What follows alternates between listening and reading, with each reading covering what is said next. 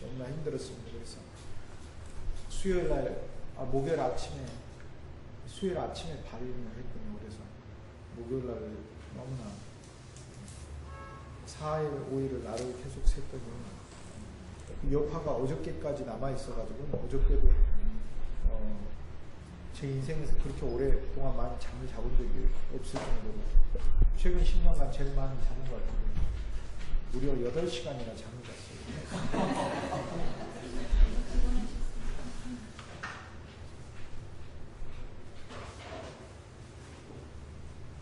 오늘은 조금 많이 낫습니다. 죄송하게 혹시 그 연락이 안 돼가지고 오셨던 분 중에 넌 없었죠? 감사 안 해요. 일단 세계 역사에서 제일 중요한 거는 역사의 이제 프레임을 머릿속에 넣는 게 제일 중요합니다. 역사에서는 머릿속에 프레임만 있으면 사실 세계 역사는 금방 쉽게 알 수 있습니다. 우리가 그 프레임이 없기 때문에 사실 굉장히 혼란스러운 바가 있습니다. 제가 프레임을 조금 넣어드릴 테니까 그 프레임만 가지시면은 틀만 있으면은 사실 쉽죠. 이 틀은 마치 고속도로에서 큰 도로와 같은 겁니다. 우리가 경부고속도로, 서해안고속도로, 영동고속도로 이렇게 알면 또 구체적으로 어디에 무슨 도시가 있다 이것만 알면은 어떤 개략적인 우리나라의 위치가 이렇게 잡히듯이 역사도 마찬가지입니다. 역사도 이렇게 세밀한 거 하나하나 아는 그런 부분에 앞서서 가장 중요한 것은 이 역사의 기본적인 틀을 아는 게 중요합니다. 그런데 역사의 틀을 아는 게 사실 쉽지가 않습니다. 왜냐하면은 특정 역사가가 가지는 그 편견 때문에 일부는 귀중하게 취급하고 일부는 소홀하게 취급해서 자기의 편견에 따라서 또는 이제 그 편견이 학문적인 것을 넘어서는 경우가 많습니다. 예를 들어서 자기가 소속한 국가에 따라서 자기의 어떤 종교적 신념에 따라서 또 자기가 처한 이해관계에 따라서 심지어는 신분과 연관돼서도 이 역사 자체에서 등장하는 수많은 그 사건들에 있어서 해석을 달리합니다. 그렇기 때문에 일반적으로 한 역사가가 자기의 어떤 역사를 객관적으로 구성한다는 것은 그것은 사실 역사에서 좀 제일 어려운 것이다 이렇게 얘기할 수 있습니다. 좀 이따 볼 거거든요. 이거 좀 꺼주시고 이따 볼게요.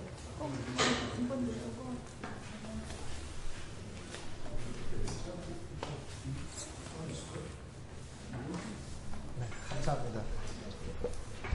제가 이렇게 있으면 이렇게 가리는 거고요.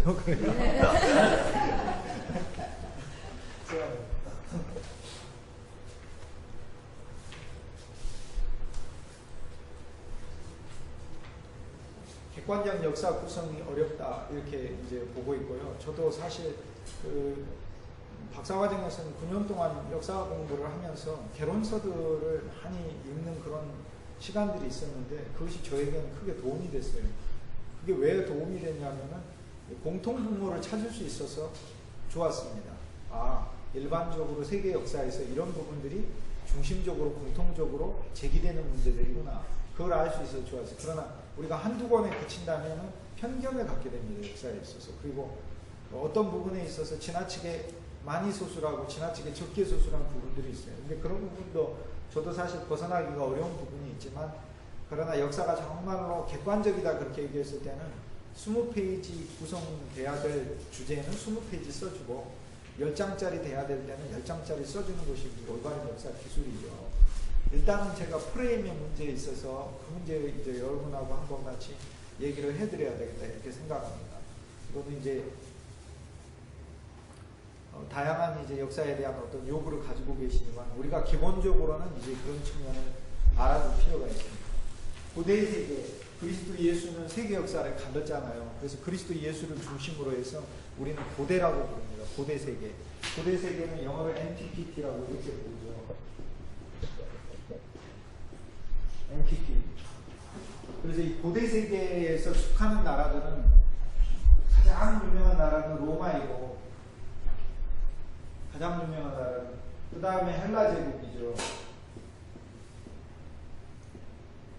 이런 나라들이 가장 유명합니다. 그런데 우리가 이야기하는 일반적인 고대 세계에서 가장 흥미있는 그런 나라들은 로마 제국이나 아니면 헬라 제국 이 두 나라들인데 실제로 고대 세계는 그 이전부터 이제 우리가 많이 들어왔던 그 나라들이 이제 한꺼번에 이제 프레임이 있습니다.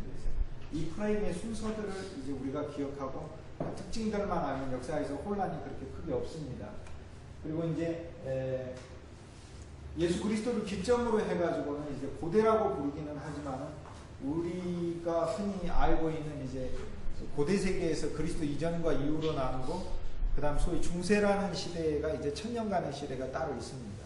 그래서 이제 그 시대가 도대체 어떤 건가? 역사에 이제 오늘 프레임을 한번 볼까 이렇게 생각하면 되겠습니다. 그렇게 어렵지 않습니다. 지도가 잘 여기나 뭐 여기다 쓸까요? 여기 있네.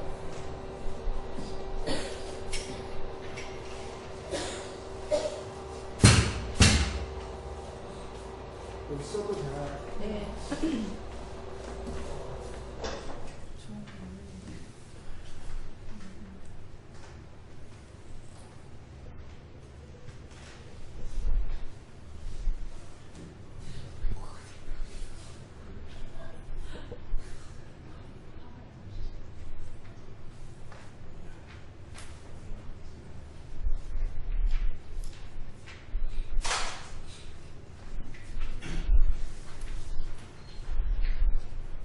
이게 유명한 스페인이죠.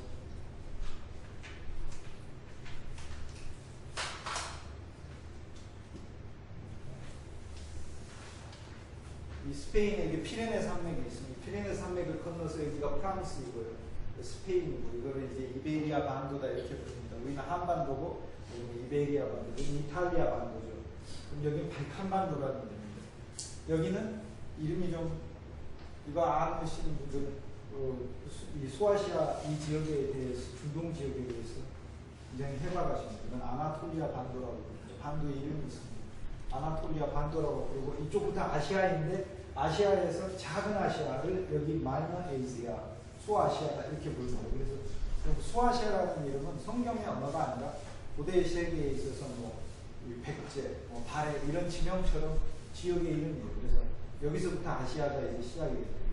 오늘날은 스위스가 있고 프랑스가 있고 여기 알프스 산맥이 있고 여기 스위스가 있고 이 아래 이탈리아가 있고 여기 로마가 있고 그 다음에 독일이라는 큰 나라가 있고 지금 폴란드라는 큰 나라가 있고 그 다음 이 아래 오스트리아가 있고 여기에 헝가리가 있고 여기에 체코가 있고 그 다음 이게 소위 발칸반도 국가에 있어서 그 가장 큰 세르비아라는 나라가 있습니다. 옛날에는 세르비아 나라가 없고 저와 여러분이 어렸을 때 자랐을 때는 유고슬라비아라는 나라가 있었습니다. 우리가 이제 지도를 어려서 초등학교 때만 하더라도 유고슬라비아가 굉장히 유명한 나라였는데 갑자기 없어져 버리고 해체된 다음에 세르비아, 그 옆에 몬테네그로, 헤르체고비나, 그 다음에 유고라는 나라 이렇게 나눠지게 됐고 알바니아가 있고 밑에 마케도니아가 있고 여기 그리스가 있고 여기에 불가리아가 있고 그 다음에 여기 루마니아가 있고요. 여기는 그 소위 유명한 우크라이나 요즘 문제가 되는 우크라이나가 이게 흑해고요. 여기는 우크라이나 위쪽에는 발틱 3국이라고 하는 리투아니아, 라트비아, 에스토니아 이런 나라도 있고 저기 여기서부터 러시아 영토가 돼가지고 세인페테르부르크로 해서 저쪽에 모스크바에서 러시아 땅이 이렇게 이루어집니다. 이게 이제 오늘날의 터키죠. 지금 이게 어디인가를 제가 지금 말씀드리는 거죠. 그 다음에 여기에 보면은 나라가 이렇게 네 개로 이제 쪼개져 있는데 하나가 이스라엘이요, 위에가 레바논이요, 이쪽 위가 크게 시리아고 이쪽이 요르단입니다. 그 다음에 여기 시나이 반도가 있어서 이렇게 되는데 여기가 그 유명한 모세가 이스라엘 백성들이 꼭 올라갔다는 시내산이 있다는 시내산이고 시내산이 있다고 해가지고 시나이 반도라고 이렇게 부릅니다. 그리고 이게 아라비아 반도에 있는 거는 아랍 쪽들이 있으니까 아라비아 반도인데 사우디아라비아를 비롯해서 쿠웨이트라든지 아랍에미레이트라든지 두바이라든지 이쪽에 위치하고 있죠. 그 다음 시리아 옆에는 여기 큰 나라가 있는데 이라크가 있고 이쪽에는 이란이 있습니다. 이게 이제 오늘날의 지도고 여기에 이집트가 있고요. 리비아가 있고 알제리가 있고 튀니지가 있고 모로코가 있습니다. 그리고 여기 사하라 사막. 이것이 이제 오늘날의 이 유럽의 모습인데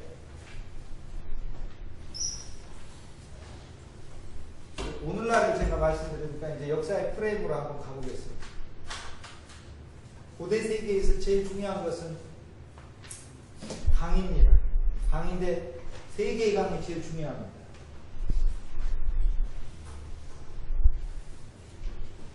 하나가 나일강이고, 나일강은 세계에서 제일 긴 강이에요. 6,000km. 그래서 나일강 알아두셔야 돼요. 이 6,000km나 되는 나일강은 크게 제일 긴 강이요. 아프리카 중부에서부터 빅토리아, 알버트 호수 그런 데서부터 물을 쏟아 부어가지고 세계에서 제일 긴 강, 아프리카의 윗북부를 적시면서 고대 이집트라는 거대한 제국을 이제 만들었죠. 또 하나 유명한 강은 우리가 알고 있는 여기에 유프라테스 강이고, 이게 티그리스 강입니다. 그래서 강 사이를 between 메소라고 부르고, 포타미아가 강이기 때문에 메소포타미아는 두 강 사이를 가리키는데, 유프라테스는 열매가 많이 난다는 뜻이고, 티그리스는 TGR이라고 해서 사납다라는 뜻이에요. 그래서 동물이 사나우면 타이거가 되는 거고, 강이 사나우면 티그리스가 되는 겁니다. 급격하게 흐르는 물이요. 이 물은 유프라테스 강은 넓게 퍼지면서 물의 양이 많으면서 이제 많은 곡식들을 내는 강이다. 그래서 이름이 유프라테스, 열매를 많이 낸다. 뭐 그런 얘기예요. 그러니까 그 강의 이름처럼 이 강 사이에 있는 이 문명이 고대 세계 우리가 이야기하는 메소포타미아, 두 강 사이의 문명이다. 그겁니다. 그래서 이 두 강 사이를 차지하는 나라가 세계를 정복했습니다. 그런데 그걸 순서대로 보면 고대 세계에 있어서는 먼저는 히타이트족이 차지를 하고요. 히타이트족. 성경에는 이것을 해족속이다 이렇게 부르는데, 이게 여기를 장악합니다. 히타이트 제국은 아주 작습니다. 그 다음에 등장한 제국이 고대 바벨론 제국이 있습니다. 고대 바벨론. 바벨론 민족은 오늘날의 이라크 민족을 아래에 있는 민족인데, 이들이 여기 위에 올라가서 이 지역을 차지하게 되면 우리가 왕국이 아니라 여러 나라들을, 도시국가들을 정복했으니까 제국이다 이렇게. 고대 바벨론이 있고, 그 다음에 아시리아라는 제국이 BC 800년도에 200년 동안 명실상부한 사실상의 세계적인 최초의 대제국을 세웁니다. 그전에는 사실 좀 조금했다고 봐야 돼요. 그런데 아시리아만큼은 영토가 정말로 참으로 커집니다. 근데 이 아시리아는 말 그대로 이게 시리아 쪽에 있는 민족이 메소포타미아를 차지하면서 다른 민족을 2등이나 속국으로 삼았을 때 우리가 그 아시리아 민족이죠. 아시리아 민족이 멸망당하는데 바벨론에 의해서 멸망당하고, 605년도에 BC 605년도에 유명한 갈그미스 전투가 여기서 벌어지면서 이 바벨론의 네부갓네살, 성경에는 느부갓네살이라고 불리는 왕이 승리하면서 아시리아를 패배시켜요. 그러면서 다시 밑에 있던 바벨론족이 또 한 번 세계를 지배하게 됩니다. 그래서 고대 세계 여기 뭐 사람들이 많이 안 살았습니다. 지금이야 인구가 많아서 다 퍼져 살지만 고대 세계에서는 물 가운데서 살고 물 사이에서 살고 비옥한 토지에서 살아요. 이게 인공위성으로 찍으면은요, 지금은 이제 약간 초지들이 이제 관계시설이 워낙 과학적으로 발달해서 이게 평야나 토지가 개발이 많이 됐으니까 푸릇푸릇한 게 많이 보이지만, 사실 2000년 전, 3000년 전으로 되돌아가 보면은 파란 것은 여기하고 여기밖에 없습니다. 다 황량한 사막일 뿐이죠. 이 황량한 사막을 뭐 이스라엘 사람들 키부츠라는 농장을 세워가지고 그 사막 땅에다가 물을 뿌려 대서 그것을 옥토로 바꾸는 그런 무슨 기적을 이뤄낸 오늘날에 있어서 뭐 신기원이 돼서 그거 배우러 새마을운동 때 지도자들까지 파견해가지고 키부츠에서 배우고 해가지고 우리나라 농촌도 발전시키고 했다는데, 그거는 현대에 이르러서의 양수기 나오고 전기 나오고 발전기 나오고 모터나 이거의 그러고 나서야 문제고, 고대 세계에는 인공위성 위에서 지도 찍으면 여기만 파랗고 여기만 파랗고 이래요. 살 수가 없어요. 다른 데에 있는 것은 겨우 잉여 초지들 뿐이라, 겨우 인구 뭐 많아봐야 몇천 명 정도만 살 수 있을 정도의 초지만 있었고, 정말로 비옥한 데는 바로 이 메소포타미아지. 그러니까 메소포타미아에서 왕국이 생겨날 수밖에 없었죠.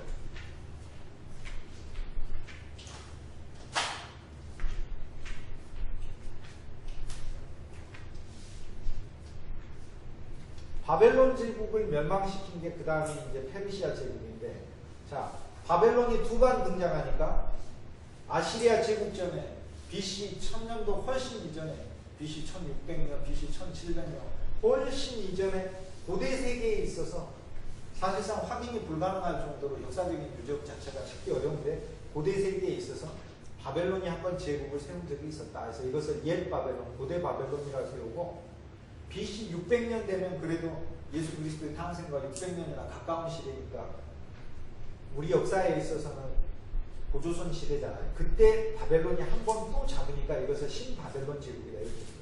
그래서 이건 구바벨론 제국 또는 고대 바벨론 제국, 이건 신바벨론 제국이다 이렇게 해요. 근데 바벨론 제국이 페르시아 제국에 의해서 멸망을 당하는데 잘 안 나와요.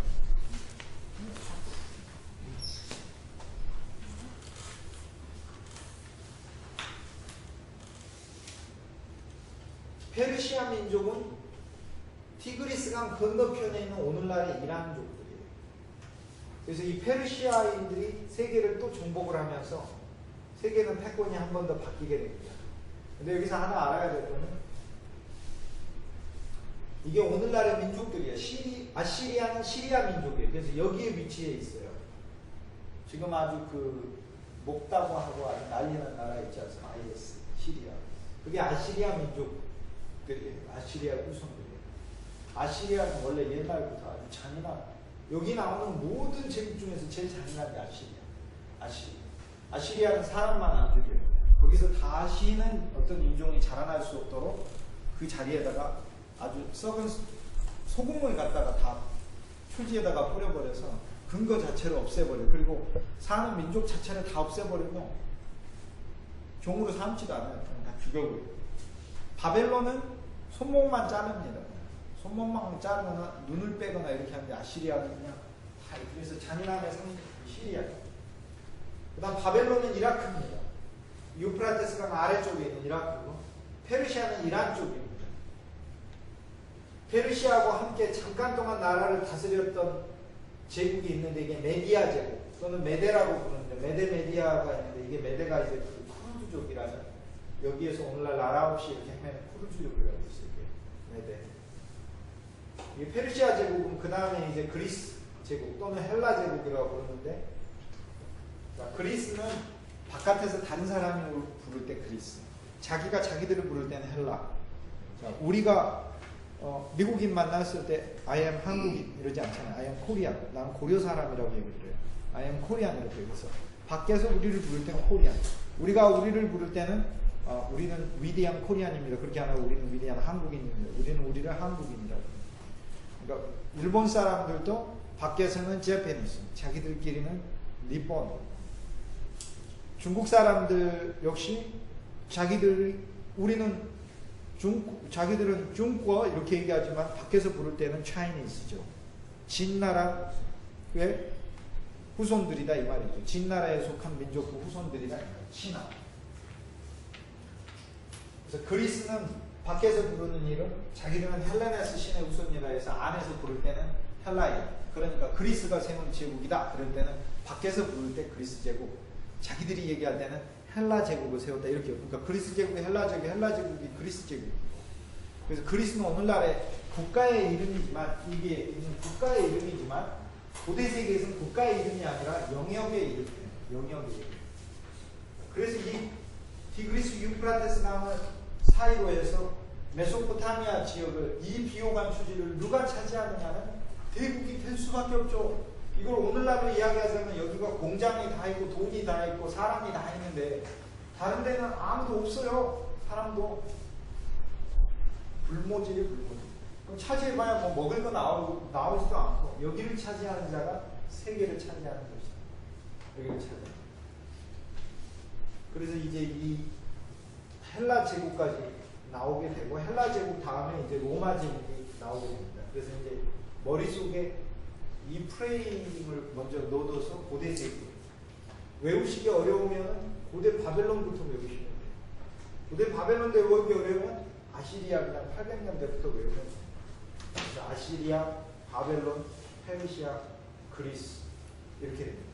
이 그리스나 알렉산더 대왕이 이제 세계를 정복하면서부터 있죠. BC 330년부터 333년부터 330까지 세상을 떠나죠.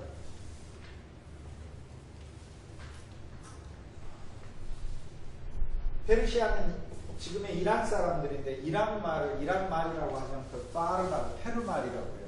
페르어다, 파르어다 이렇게 합니다. 그러니까 그게 페르시아라는 말에서 나왔습니다.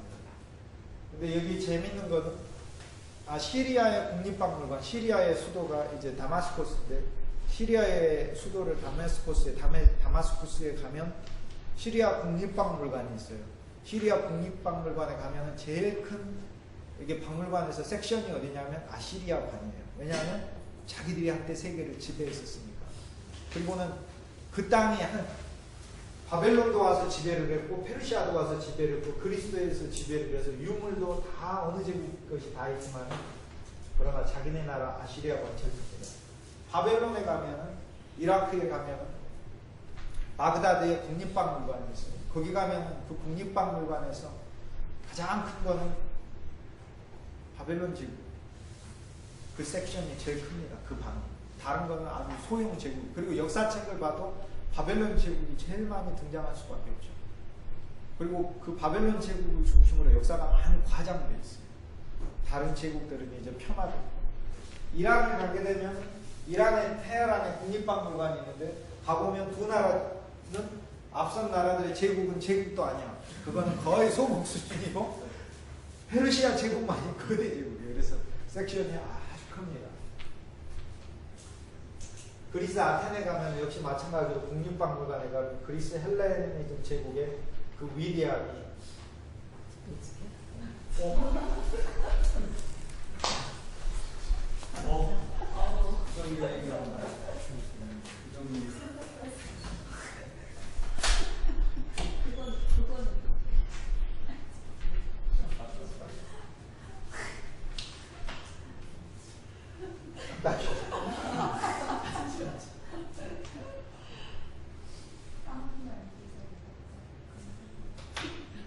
자, 여기서 영토를 제일 넓게 차지한 제국은 고대 세계에서는 이 바벨론이나 아시리아는 영토가 작아요. 메소포타미아 지역에 불과해요. 그러나 페르시아는 여기까지 차지합니다.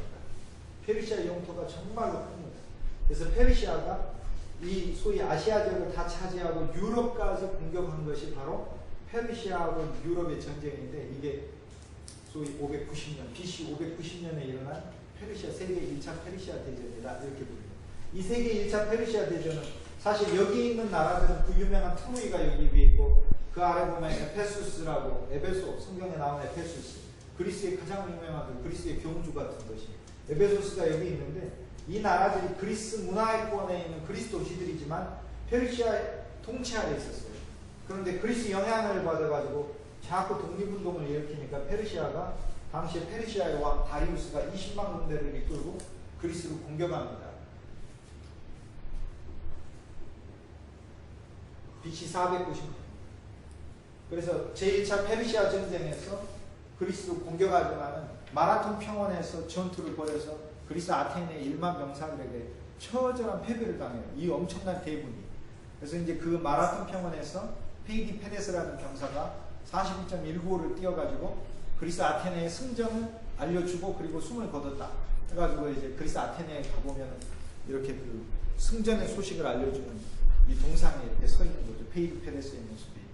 그래서 이 사실상의 1차 전투는 페르시아 제국에서는 나중에 지우세요. 마라톤 전투를 유명하고 그 다음에 있어서 다리우스 왕이 죽고 나서 이 자기 아들인 아하수엘 크세르크세스라는 이름을 가진 크세르크세스 성경에 아하수엘 같은 이름의 발음을 이제 크세르 아하수엘로 발음할 거냐 같은 이름인데 크세르크세스가 군주가 돼서 또 한 번 이제 10년 지나서 그리스를 침공합니다. 침공할 때 이번에는 이제 스파르타의 300용사들이 나와가지고 막아서게 되죠. 그런데 그 300용사들이 막아서는 그 소위 협곡은 옆에 넓이가 한 15m, 20m 정도밖에 안 됐는데 20만 대군이 15m를 왼쪽에는 100m가 깎아지르는 절벽이 있고 이거 오른쪽에는 바다가 있어요. 그럼 15m만 통과해야 하는 거예요. 그러니까 300명의 병사들은 20만이나 되는 대병사를 막아낼 수 있습니다. 길목리만 하니까 20만이 있으면 뭐예요? 한꺼번에 공격 못하고 쭉 늘어서 있는데. 그러나 이제 결국에 이제 나중에 화살 한 발씩을 뽑아서 쏩니다. 그래서 20만 발이 위로 떨어져요. 20만 발이. 화살 한 발만 쏘아도 20만 발이 쏘아요. 그래서 300용사가 이제 사실상 내부 배신이라든지 이렇게 해서 그 영화에도 나오잖아요. 에피알테스라는 그 스파르타 용사가 배신도 하고 이러면서 영화 300이라고 했죠. 그게 이제 제2차 페르시아 대전에 일으키는 초기 전쟁의 모습입니다. 결국에는 그리스까지 침공해서 아테네를 초토화시키지만 또다시 이제 해전으로 데미스토클레스라는 장군이 해전으로 유도를 해서 페르시아를 패배시켜버려요. 그래서 페르시아는 덩치만 큰 미련한 곰 같았고, 그러나 이 그리스는 너무나 지혜롭고 용맹스러운 그런 호랑이 같은 전략으로 결국에 페르시아를 침몰시키면서 세계의 역사의 주도권을 유럽에 넘겨주게 됩니다. 유럽에. 그래서 드디어 메소포타미아 시대를 그리스가 종식시켜요. 왜냐하면 그리스가 여기에 근거하고 있기 때문에. 그래서 이제는 그리스가 그 전쟁을 이기고 나서 이제 그리스의 아테네에 있는 시민들이 이 전쟁에서 승리를 기념하기 위해서 세운 것이 파르테논이라는, 왜 아테나 여신이 처녀 여신이기 때문에 이게 그 헬라어로 그리스 말로 파르테노스가 처녀, 파르테논은 처녀의 집이란 뜻이에요. 그래서 아테나 여신의 집이다. 아테나 여신전이라는 뜻이죠. 그래서 파르테논이라는 그 신전을 세웠는데 인류문화 유산 월드 헤리테이지 넘버1이 파르테논 신전입니다. 세계에서 관광객이 제일 많이 가는 도시는 로마인데 두 번째로 많이 가는 도시가 바로 그리스 아테네입니다. 파르테논 신전을 보러 가는 거죠. 이 제2차 페르시아 전쟁까지 이기고 사실상 유럽과 아시아가 세계 역사에서 처음으로 붙은 전투에서 유럽이 두 번 다 그리스가 이겨내고, 그리고 나서는 30년이 지나서 전쟁의 참화를 극복하고 나서 우리를 지켜준 아테네 신에게 감사한다 해서 세운 그 파르테논 신전, 90개의 기둥들이 90m의 높이에서 한 점에서 만나는 고대 그리스 건축술의 백미, 그 신전을 짓고 수많은 그리스의 도시국가들은 이제 하나로 통일됐죠. 정신적으로. 그런데 그 정신적으로 통일된 그 그리스 국가들을 필리포스 왕이 물리적으로 통일을 시키고, 왜냐하면 이 페르시아 전쟁에서는 각각의 도시국가가 분열되어 있었지만 함께 병사들이 나와서 싸웠기 때문에 정신적 통일을 이뤄내고, 그 다음에 필리포스 왕이 물리적으로 다른 도시들을 다 정복한 다음 그리스 왕국이라는 것을 세우고, 마케도니아 왕국이죠. 마케도니아 사람이니까. 그리고는 갑자기 암살당하고 나서 그의 아들, 그 유명한 알렉산더가 왕권을 이어받아서 이제는 복수를 거꾸로 페르시아 지역에 하게 됩니다. 그래서 알렉산더가 100년 만에 쳐들어왔던 페르시아를 거꾸로 공방원정을 가서 인도 북부에 있는 파키스탄까지 전부 다 정복해서 세운 거대한 대제국이 이게 그리스 제국이다. 그래서 이제 고대 세계에 있어서는 우리가 아시리아 제국, 바벨론 제국, 그 다음 페르시아 제국, 그 다음 그리스 제국 이렇게 외우면 됩니다. 그런데 페르시아 제국은 결코 그대로 죽지 않습니다. 페르시아 제국은 한 번 더 살아납니다. 로마 제국과 경쟁이 돼가지고 예수 그리스도 오신 다음 AD 250년 전부터 페르시아 제국은 400년 동안 또 다시 여기에 로마 제국과 맞서는 또 살아납니다. 그래서 BC에 있었던 소위 알렉산더에 의해서 멸망당했던 그 페르시아를 구페르시아라고 부르고, 예수 그리스도 탄생 이후에 로마 제국하고 경쟁했던 페르시아를 신페르시아라고 부르는데, 차이가 하나가 있는데, 차이가 뭐냐면 구페르시아는 종교가 국교가 없었고, 예수 그리스도 탄생 이후에 로마 제국이랑 경쟁이 있었던 BC 250년경에 이 페르시아는 국교가 있었어요. 그 국교가 조로아스터교, 불을 숭상하는 배화교. 조로아스터교가 국교인데, 카톨릭은 교황이 있고, 개신교에는 목사님이 있고, 절에 가면 주지스님이 있고, 조로아스터교에는 사산이 있어요. 사산이 뭐 하시는 분인지 알겠죠. 그래서 사산이 조로아스터교의 제주 최고의 대제사장이기 때문에 조로아스터가 국교인 페르시아다에서 사산족 페르시아다 이렇게 부르죠. 사산족 페르시아는 예수 그리스도 탄생 이후의 페르시아를 얘기하는 거고, 보통 우리가 흔히 그리스랑 싸웠던 페르시아는 북페르시아를 이야기를 합니다.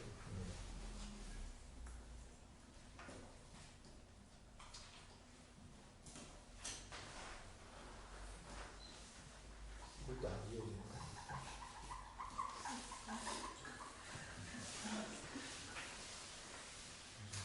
이집트는 무엇이냐?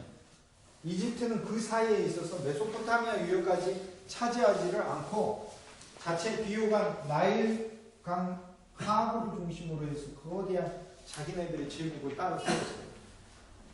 이집트는 고대 세계에서 제일 신비한 나라다 우리가 그렇게 얘기하잖아요. 이 나일강이 6,000km인데요. 그 강폭이 얼마나 넓은지 모릅니다. 그 나일강에서 요트 한번 타보세요. 얼마나 아름다운지. 안 타보셨죠? 타보시고 나일강에서. 근데 그 나일강이 우리나라에 있는 금강 같은 강의 4배, 5배 그 강폭으로 그 강물이 흘러요. 근데 이 강이 비가 많이 오고 저쪽에 아프리카 중부에서 수원지가 넘쳐나서 물이 범람해야, 즉 홍수가 나야 축복이에요. 왜냐하면 메마른 땅에 그 물이 퍼져 흘러 들어가서 물길이 많아지면서 그 아프리카 북부에 있는 이집트 이 땅은 나일강의 물이 적시면 옥토로 바뀌는 땅이에요. 그래서 저기는 홍수가 나야 축복이에요. 물수원지에서 물을 많이 못 보내서, 근데 아프리카의 나일강은 한 번도 인류 역사에서 제일 긴 강이면서 6,000km, 4,000마일 제일 긴 강이면서 한 번도 마른 적이 없는데, 마른 적이 한 번도 없어요. 그런데 물의 양이 줄어든 경우는 있죠. 줄어들면 그 물의 수원지가 바깥에까지 지류가 멀리 퍼지지 못하니까 그만큼 비호감 토지가 줄어들게 되죠. 그러니까 아프리카 북부에 나일강이 지나오는 이 6,000km의 그 걸쳐있는 수많은 그 부족들은 늘 기도가 뭐냐면 늘 홍수가 오게 해주십시오. 기도하는 거예요. 홍수가 오게 해주십시오. 그래, 이걸 나일의 범람이다 이렇게 부르는데 나일의 홍수다 이렇게 부릅니다. 우리는 홍수지면 난리 나는 거. 왜냐하면 우린 자체로 물이 여기저기 많이 이렇게 있으니. 그러나 이집트에 있어서는 반드시 홍수가 져야만 하는데, 또 하나 재미있는 게 있어요. 우리가 이제 강이 이렇게 흘러오면서 나일강은 저 끝에서 나일강이 실핏줄처럼 퍼져버립니다. 그래서 이 끝에가 역삼각형 모양을 해요. 그래서 이걸 나일 삼각주라고 부르고, 역삼각형이 헬라어, 즉 그리스말에서 델타예요. 델타. 알파, 베타, 감마, 델타, D, 영어의 D다 이 말이에요. 델타. 이거 역삼각형이에요. 그래서 저기를 나일 델타 지역이다 이렇게 불러요. 우리나라에서 제일 넓은 평야는 김제평야. 김제평야는 약 20km가 넘는, 22km가 넘는 그런 엄청난 평야죠. 그 평야에서 나오는 곡식들을 일제가 수탈해 가기 위해서 일제시대 때 군사랑에다가 배대고 그 쌀들을 전부 다 가져가서, 우리나라는 공장도 없고 외국에서는 밀가루 수입도 안 되어 있고 미국산 소고기도 아직 들어오기도 전이라서 국민들이 배고파가지고 그 쌀 가져가면 견딜 수가 없었어요. 그래서 40년 동안 이 나라 민족이 이 땅에서 살 수가 없는 거, 물리적으로 먹을 게 없으니까. 산에 나무도 캐 먹으면 좋은데 나무도 다 베버려가지고 나무도 없어요. 100년 전에 우리나라 산 보면 산에 나무가 없어요. 무슨 어디 황량한 저기 아프리카 같아요. 이게 나무 심기를 해가지고 해방해서 이렇게 나무가 많은 거지 전혀 그렇지 않았어요. 땔감이 없었기 때문에 나무만 보면 다 떼다가 베버려가지고, 그리고는 심지도 않아가지고 100년 전에 사진들, 우리나라 사진들 보면 다 민둥산들이에요. 민둥산. 근데 김제평야에서 소위 나는 그 쌀, 그 평야 제일 큰 평야잖아요. 거기서 너무 요 위로는 논산 지역에 논산평야가 있고, 예산에 예산평야가 있고, 더 위로 올라가면은 이천평야가 있고, 김해 쪽에 간 평야가 있고, 호남에는 나주평야가 있고, 그 평야들이 나지만, 그러나 제일 큰 거는 김제평야. 거기에서 우리나라 한반도의 4분의 1의 쌀이 거기서 다 났었습니다. 4분의 1을 다 수탈해 가버리고 소작농 삼아가지고 입에 풀칠할 거 겨우 10% 20% 남겨주고 90% 다 뺏어가 버렸습니다. 그 김제평야가 200개가 있는 게 나일 삼각주다 이렇게 생각하시면 되겠습니다. 나일 삼각주를 정복하는 자는 세계를 정복하는 거예요. 그래서 나중에 로마 제국이 들어서고 나서 알렉산더도 마찬가지로 이집트부터 먼저 정복을 했고, 로마 제국도 마찬가지로 나일 삼각주 이집트를 정복하고 나서 세계 최고의 곡창지대를 얻은 거니까, 거기는 말 그대로 정말 나일강의 그 물이 이렇게 지류처럼 실핏줄처럼 이렇게 흩어져 가지고 물길이 흐르는데 발로 이렇게 찍찍 끌고 다니는 물이 있을 정도로 이렇게 비호가 한 곳이라. 거기를 제가 버스 타고 가봤는데 2시간을 달려도 산이 안 나타나요. 평양 2시간을 실은 4시간을 달려도 안 나타납니다. 이쪽에서 이쪽까지는. 이쪽에서 이쪽까지 4시간 차로 계속해서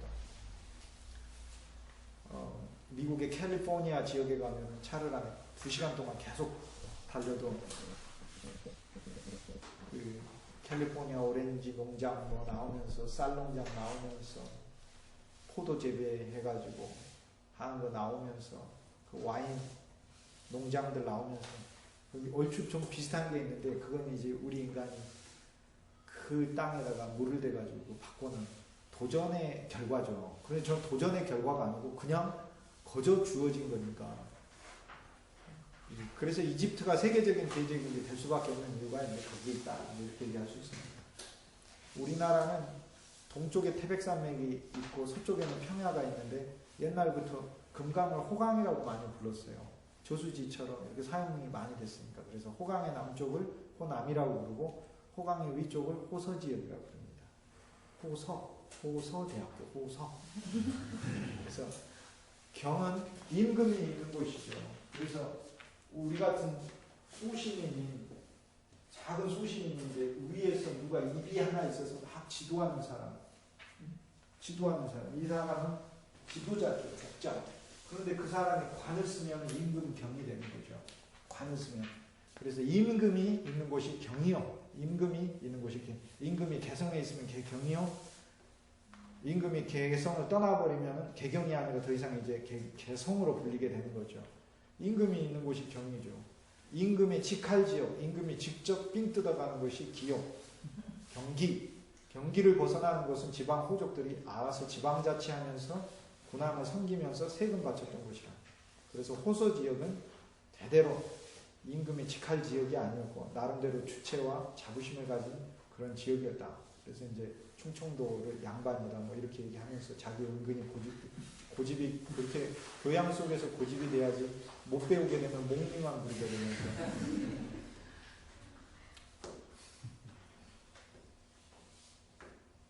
근데 이제 충청도가 왜 경기도에 편입이 안 됐냐, 우리 천안이 경기도였으면 참 좋을 텐데, 이렇게 하는 것은 너무나 역사에 무지한 것이라. 임금의 직할지에 안 들어가서 거기에서 소위 지배 민족으로 살았던 어떤 그런 그 습성들이 남아 있는 것은 안 좋은 것이죠. 그래서 여기 딱 넘어서면, 충청도 땅 딱 넘어서면, 그래서 여기 충청도만이 갖는 어떤 그 기질적 특성이 있어요. 잘 말 안 들어요. 선거를 하고 뭐 이래도 예측할 수가 없어.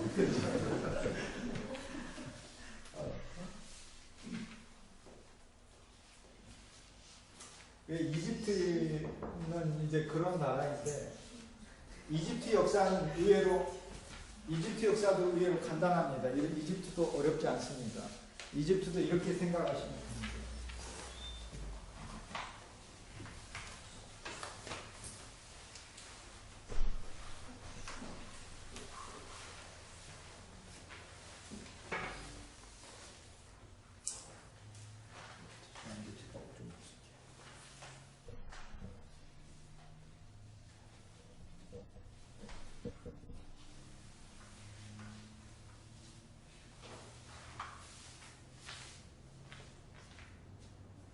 이집트에 가면 피라미드가 이렇게, 이집트 하면 피라미드가 유명하잖아요. 그런데 이 피라미드는, 가장 오래된 피라미드는 지금부터 4,600년 전에 세워졌으니까 BC 2,600년 전에 세워진 거, 이렇게 얘기할 수 있어요. 근데 우리나라는 고조선, 삼국시대, 고려, 조선 굉장히 그래도 감사한 거예요. 왜냐하면 나라가 그렇게 많이 안 해워도 되니까. 그런데 사실상의 세계 역사에서 저 유럽 쪽으로 가거나 하면은 정말 발칸은 말도 못하게 복잡합니다. 정말 복잡. 갑자기 있던 나라가 없어지기도 하고, 고대 세계에 있어서부터 정말 나라들이 복잡하고 그래요. 특히 여기 이 프랑스하고 독일하고 이탈리아 중간에 끼었던 나라들은 역사를 그렇게 배울 수가 없어요. 어떤 때 이탈리아 속했다, 독일에 속했다, 프랑스 속했다, 막 계속 2000년 동안 계속 그래왔기 때문에 자기들이 어디 속했는가 이제 현대적으로는 이제 어떤 나라의 어떤 정체성을 갖지만 그러나 전에는 그렇지 않죠. 그런데 이집트는 너무 간단합니다. 구왕국, 중왕국, 신왕국. 얼마나 간단. 그리고 신왕국 멸망당하고 그리스 제국. 그리스가 쳐들어왔어. 그리스가 알렉산더 쳐들어왔으니까 그냥 330으로 외우시면 되거든요. 333 이렇게 외우시면 되고 333 이렇게 외워서 이때 알렉산더가 쳐들어와가지고 이집트를 장악을 해버렸어요. 그리고는 알렉산더 대왕의 제국은 이제 나중에 로마 제국에 의해서 이제 대치되면서 이집트는 로마 제국의 영토가 그대로 됩니다만 구왕국, 중왕국, 신왕국 이렇게 내려옵니다. BC 330년까지. 그래서 이 구왕국이 바로 BC 2600년부터 BC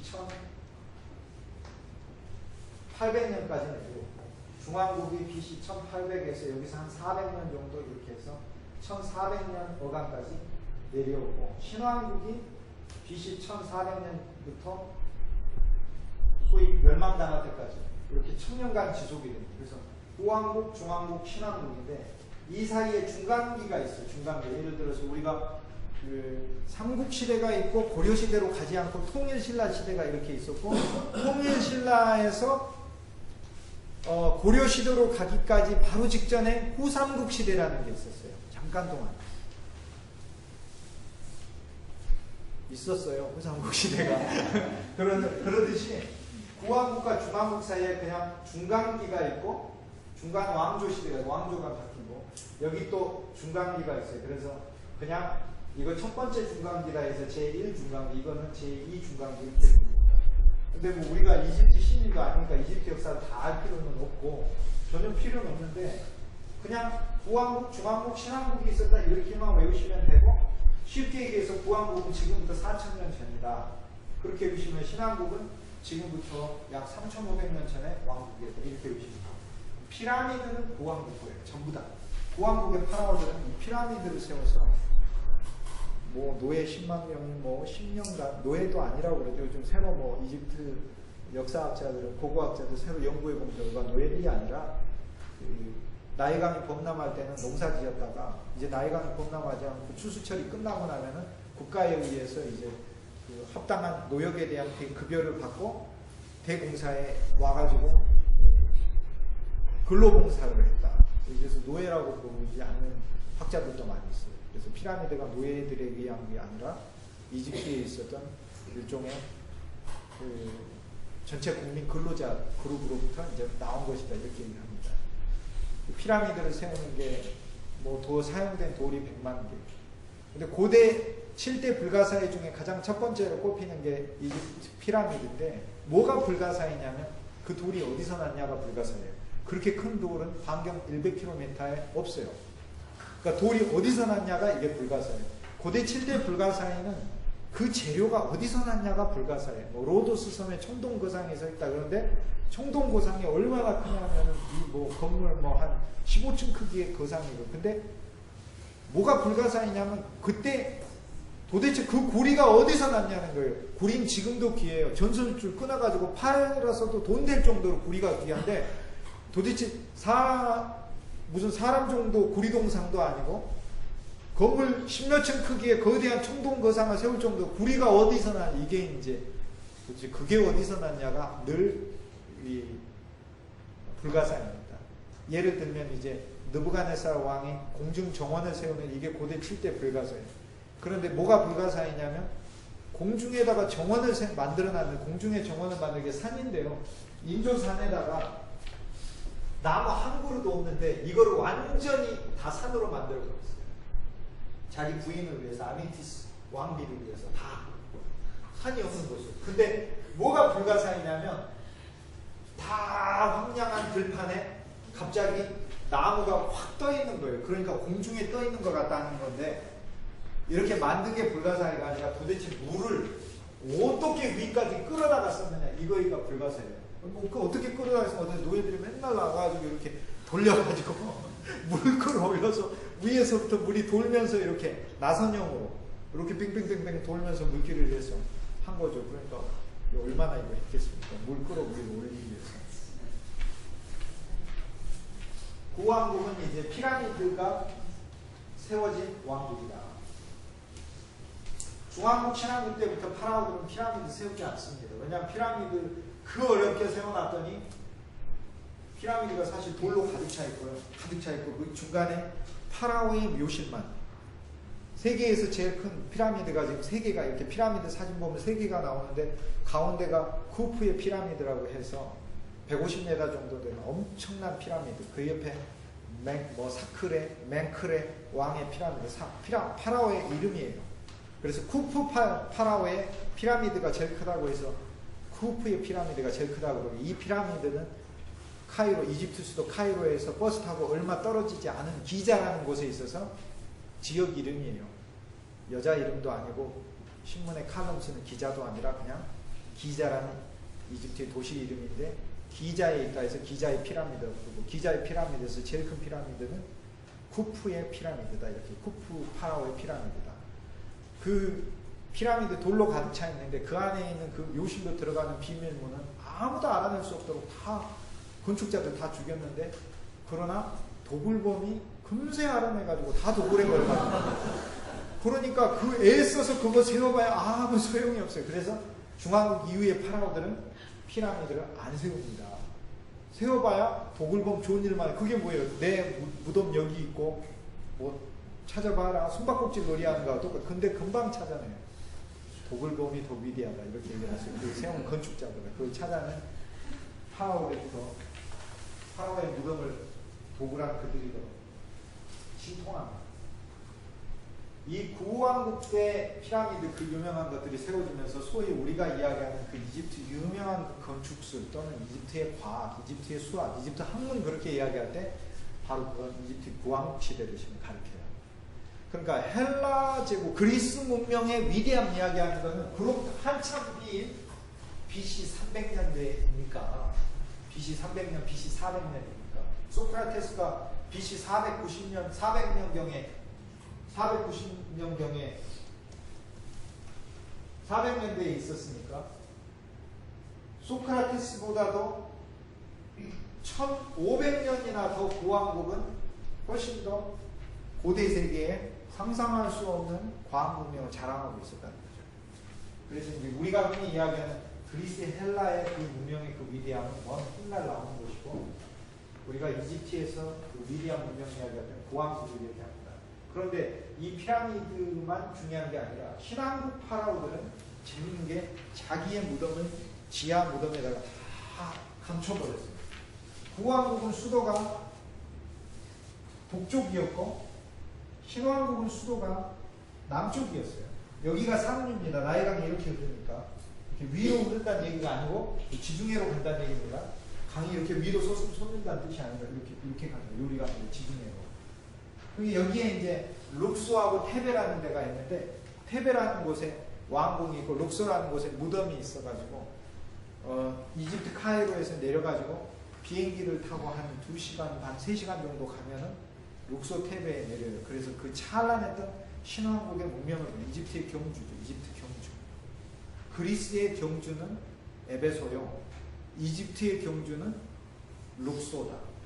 그래서 룩소에 가면 룩소의 신전, 장제전, 룩소 테베가 이렇게 나일강 건너서 같이 있어요. 부다페스트처럼 다뉴브강 놔두고 부다하고 페스트가 같이 있어서 부다페스트 도시, 강남 강북처럼 한강에 강남과 강북에 한강 놓고 이렇게 있듯이. 그래서 저기 가면 그 찬란한 실제 이집트 문명의 실제를 알 수 있어요. 그래서 이집트를 가시겠다 그러면 룩소 테베를 가야지, 카이로 가가지고 기자에서 피라미드 보고 오는 것은, 그것은 이집트의 겉모양 껍데기만 살짝 보고 오는 것이다. 실제 이집트 문명의 위대함은 저 신왕국의 수도인 룩소하고 테베에 있는데 그 비행기 타고 아래로 내려가야 돼요. 지금은 정치적으로 혼란해가지고 이집트 가는 것은 상당히 위험하니까, 그러니까 제일 중요한 것은 평화 시대일 때 빨리 은행에서 돈 빌려가지고 구경하고 오는 것이 제일 낫다. 저쪽은 정치, 경제, 사회가 어떻게 변하고 바뀔지 모르기 때문에 언제 갈지를 몰라요. 갈 수. 순식간에 저쪽은 국가가 하도 엉망되는 게 아주 금방금방이니까. 그래서 조금 이렇게 보셨다가 이집트가 이제 조금 평화의 안정기에 좀 접어들었다 가도 된다 그러면 빨리 은행에서 빚내가지고 일단 다녀오고 나중에 갚으면 돼요. 안 그러면 평생 못 갈 수가 있습니다. 정말로. 그래서 이곳에서는 이제 신화국의 파라오들은 왕가의 무덤이라는 그 산에, 우리 뭐 여기 태조산이라든지 아니면 저 광덕산이라 그런 산에다가 지하에다가 비밀 무덤을 만들어 놓고 자기를 매장한 그 이 무덤 이 만드는데 동원됐던 인부들은 전부 다 처형해버려요. 그러니까 무덤이 어디 있는지를 몰랐어요. 그래서 실제로 신왕국 파라오들의 그 무덤은 정말로 역사적으로 3000년 동안 감춰져 왔었어요. 아무도 알 수 못했어요. 그런데 끈질기게 1920년대에 세계적인 고고학자 하워드 카터라는 고고학자가 그 카터가 신왕국 파라오의 무덤을 발굴을 합니다. 지하에 막 들어가 있는 무덤 발굴을 해가지고 신왕국 파라오들 수십 명의 유적들, 유물들을 발견을 해서 이제 그것들을 이집트 카이로 박물관으로 옮겨놨어요. 근데 거기에서 나온 파라오들 중에서 제일 유명한 파라오가 BC 1300년 되니까 지금부터 3300년 전에 신왕국 파라오였던 투탕카멘. 투탕카멘이 이제 유명해요. 왜냐하면 황금 마스크 18살의 파라오가 돼가지고 18살에 세상을 떠나가지고 젊은 파라오인데 황금 마스크로 돼 있고 그 미이라가 지금까지 남아 있어서 3000년이 된 파라오의 미이라 너무도 유명하죠. 신왕국은 뭘로 유명하냐면 람세스라는 이름을 가진 파라오가 많이 나와서 람세스 왕조다 이렇게 불러요. 또는 신왕국, 람세스 왕국이라고 많이 불러요. 초기에는 람세스가 아니고 또 모세라는 이름을 가진 파라오가 많이 나요. 그래서 신왕국 초기는 모세 파라오 시대가 투투모세, 아흐모세, 성경에 나오는 그 모세하고 이름 같은 이름이에요. 그러나 후기에 있어서는 람세스란 이름을 람세스 1세, 람세스 2세, 람세스 3세, 람세스 파라오가 많아요. 람세스라는 파라오가 11명이나 등장하는데 그 중에서 제일 유명한 파라오는 시오노 나나미가 뭐 책 썼다고 하는데 저는 많이 읽어봤습니다만 람세스 2세인가? 라는 그 파라오가 제일 유명한 파라오입니다. 신왕국의 세종대왕 같은 파라오죠. 그래서 신왕국의 유적들을 보면은 누가 세웠냐면 아부신벨의 거대한 신전이 이것이 람세스 2세가 세웠습니다. 람세스 2세는 BC 1250년경의 파라오 정도. 예수님 탄생하시기 1250년 전. 그로부터 이제 100년이 지난 그리스 이쪽에서는 이제 트로이 전쟁이 막 벌어집니다. 그리고 좀 있으면은 이제 그 아시리아가 이제 세계를 막 지배하게 되고 이쪽에서 그렇게 되고. 신왕국 파라오를 하워드 카터가 이 발견하고 나서 그 투탕카멘의 파라오에서 황금 마스크도 발견하고 그 관이 있는데 미라에 관이 있고 그 미라 관 넣어진 관이 있잖아요. 제가 여기 무령왕 가끔 가거든요. 임금님 뵈러. 임금님 거기 관이 있어요. 목관이 그렇게 아름다워요. 목관이 많아가지고 조선 저기 백제 시대의 그 장인의 손길을 볼 수 있어요. 그 관을 이렇게 보시면 관이 있다니까요. 그거 아시잖아요. 이렇게 가보면 안 가보셨어요? 얼마나 그런데 다니시고 그러셔요. 근데 투탕카멘의 관은 황금으로 칠해진 관이에요. 얼마나 크냐면 관 자체만 여기서 이만해요. 그 안에 파라오가 누워요. 이 관이 지하 묘실의 비밀리에 숨겨져 있어요. 그런데 그 거대한 관 안에 파라오가 또 묻혀있는 또 작은 관이 있어요. 황금 거대한 관 안에 누워있는 관이 있어요. 그거 열면 황금 마스크를 뜰 수가 있는 거예요. 그 황금 마스크 열면 썩지 않는 그 파라오의 미이라가 있는 거죠. 투탕카멘의 미이라가. 이거는 이집트에 가셔서 카이로에 국립박물관이 있는데 2층으로 계단으로 오른쪽으로 올라가셔서 돈 내고 또 들어가야 볼 수 있는 거예요. 돈 내고 또 들어가야 돼요. 그냥 내가지고는 못 봅니다. 하워드 카터가 이걸 발견할 때 거기 저주의 충문이 써져 있었대요. 투탕카멘 그 유명한. 그래서 저희도 어린 시절에 그 소년중앙마 이런 데서 투탕카멘의 저주 해가지고 내 무덤을 발굴한 자는 죽으리라. 근데 정말로 한 명도 살아남지 못했어요. 다 죽었어요. 왜냐면 지금 100년이 지났기 때문에 살아계신 분 아무도 없어요. 살아계신 분 아무도 없어요. 지금 만나고 싶지만 만날 수가 없어요. 100년이 지났어요. 근데 이제 재미있는 게 하나가 있었는데, 이 파라오가 투탕카멘이 이제 세계를 많이 여행을 한 파라오, 죽어서 세계를 제일 많이 여행하신 분이 이분이세요. 죽어서 세계를 제일 많이 여행하셨어요. 우리나라에도 오셔서 미국 뭐 곳곳에 다 이렇게 관광을 하고 다니셔요. 지금도 뭐 수많은 사람들을 만나시고 이렇게 하고 그래요. 근데 프랑스에 이제 갔을 때 그때부터 이제 시작이 됐어요. 프랑스에 이제 이 투탕카멘이 오니까 프랑스 정부가 예우를 어떻게 할 것이냐. 근데 회의를 해서, 역시 예술의 나라잖아요. 프랑스 사람들은 루브르가 있으면서 파리 세계 최고의 예술의 도시 아닙니까? 로마는 세계 최고 유적의 도시지 예술의 도시가 아니죠. 유적이 있는 거지.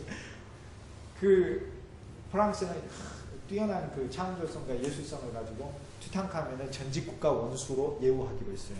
그래서 프랑스 수상이 투탕카멘의 미이라가 올 때 공항에 나가가지고 그 의장대가 빰빰빰빰 이렇게 가지고 다 서가지고 형이 이렇게 미이라 내려. 그리고 국빈 만찬까지 가졌어요. 못한 게 건배만 짱 못했어요. 그 이후로 투탕카멘의 미이라는 어디든지 가든지 어떤 나라에서든지 전직 국가 수반에 준하는 예전을 갖춰줬어요. 그래서 돌아가시고 나서도 제 호강받고 다니시고 전 세계를 여행하시고 대우는 대우대로 다 받으시고. 성경에는 요셉이라는 사람이 이제 나오는데, 아브라함과 이삭과 야곱은 구왕국 시대예요. 구왕국 시대. 그런데 그 아브라함의 아들이 이제 이삭이고, 이삭의 아들이 야곱이고, 야곱의 아들이 12아들 중에서 요셉이라는 11번째 아들이 소위 이집트로 끌려가서 총리가 됐다. 그게 구왕국에 끌려가서 총리가 됐다. 그 말이에요.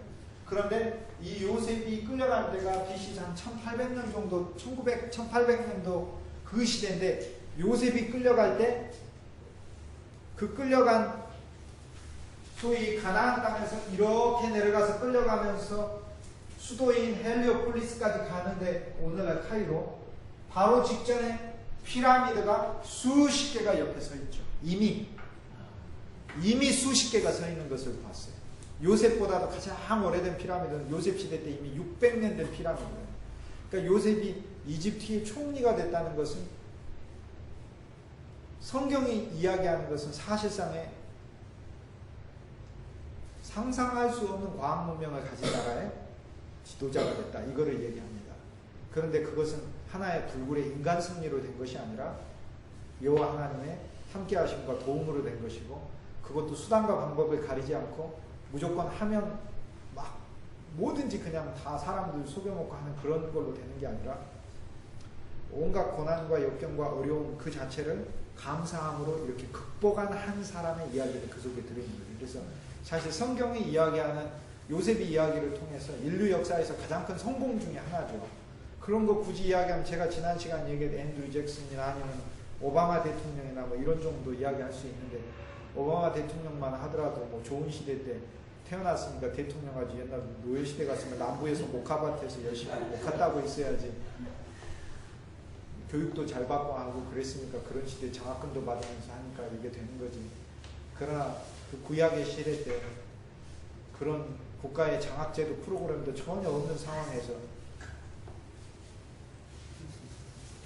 성경이 이야기하는 성공은 수단과 방법을 가리지 않는 성공이 아니라 여호와 하나님이 함께 하셔서 고난의 프로세스를 다 거치고 한 사람이 아름다운 인격을 갖춰서 다져진 그 사람의 성공을 말한다. 그리고 그 성공이 그 사람이 자기의 막대한 부를 이뤄내서 권력을 마음대로 휘두르는 게 아니라, 성경에 보면 이제 창세기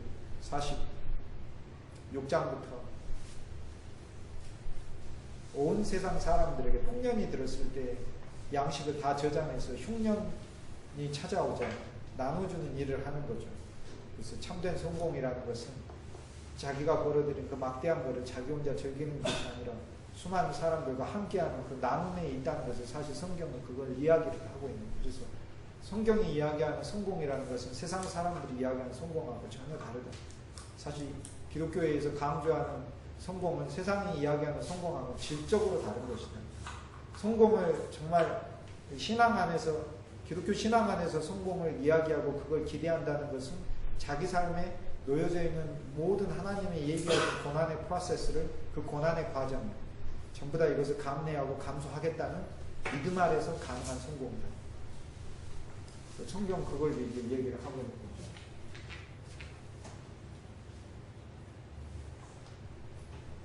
5분만 휴식하고 제가 30분만 더 하고 하겠습니다.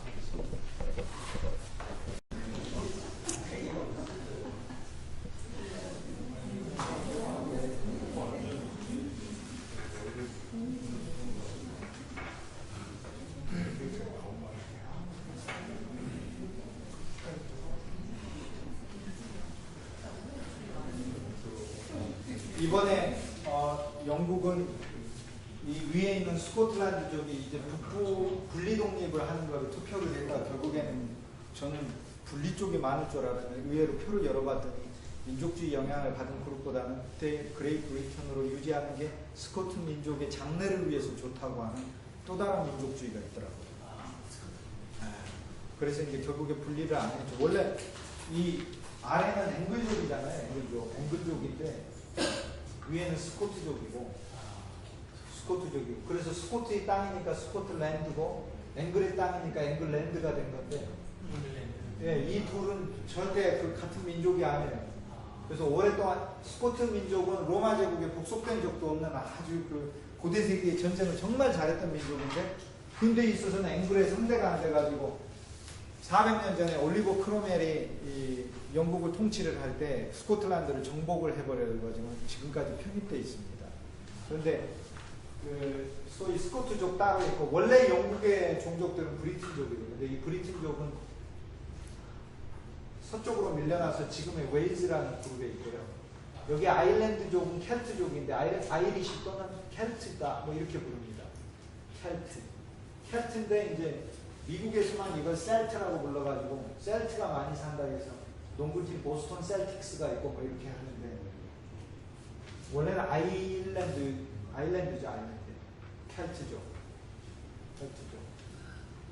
아일랜드하고 웨일즈하고 앵글랜드하고 스코틀랜드 4개가 그레이트 브리튼 대영 제국에 이제 골격이 되죠. 그런 이 팀들은 지금까지 그 민족주의 감정이 굉장히 뛰어나기 때문에 스코틀랜드 사람 만나서 축구 경기 영국하고 독일하고 붙죠. 독일 응원해요. 영국 절대 응원 안 하는 거예요.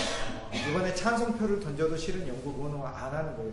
그게 영국을 좋아해서 찬성이 아니라 아직은 스코틀랜드가 영국한테 있어야 된다. 스코틀랜드를 사랑하는 마음으로 그게 사실 표 찍은 거죠. 국민 민족 수도 얼마 되지도 않은데.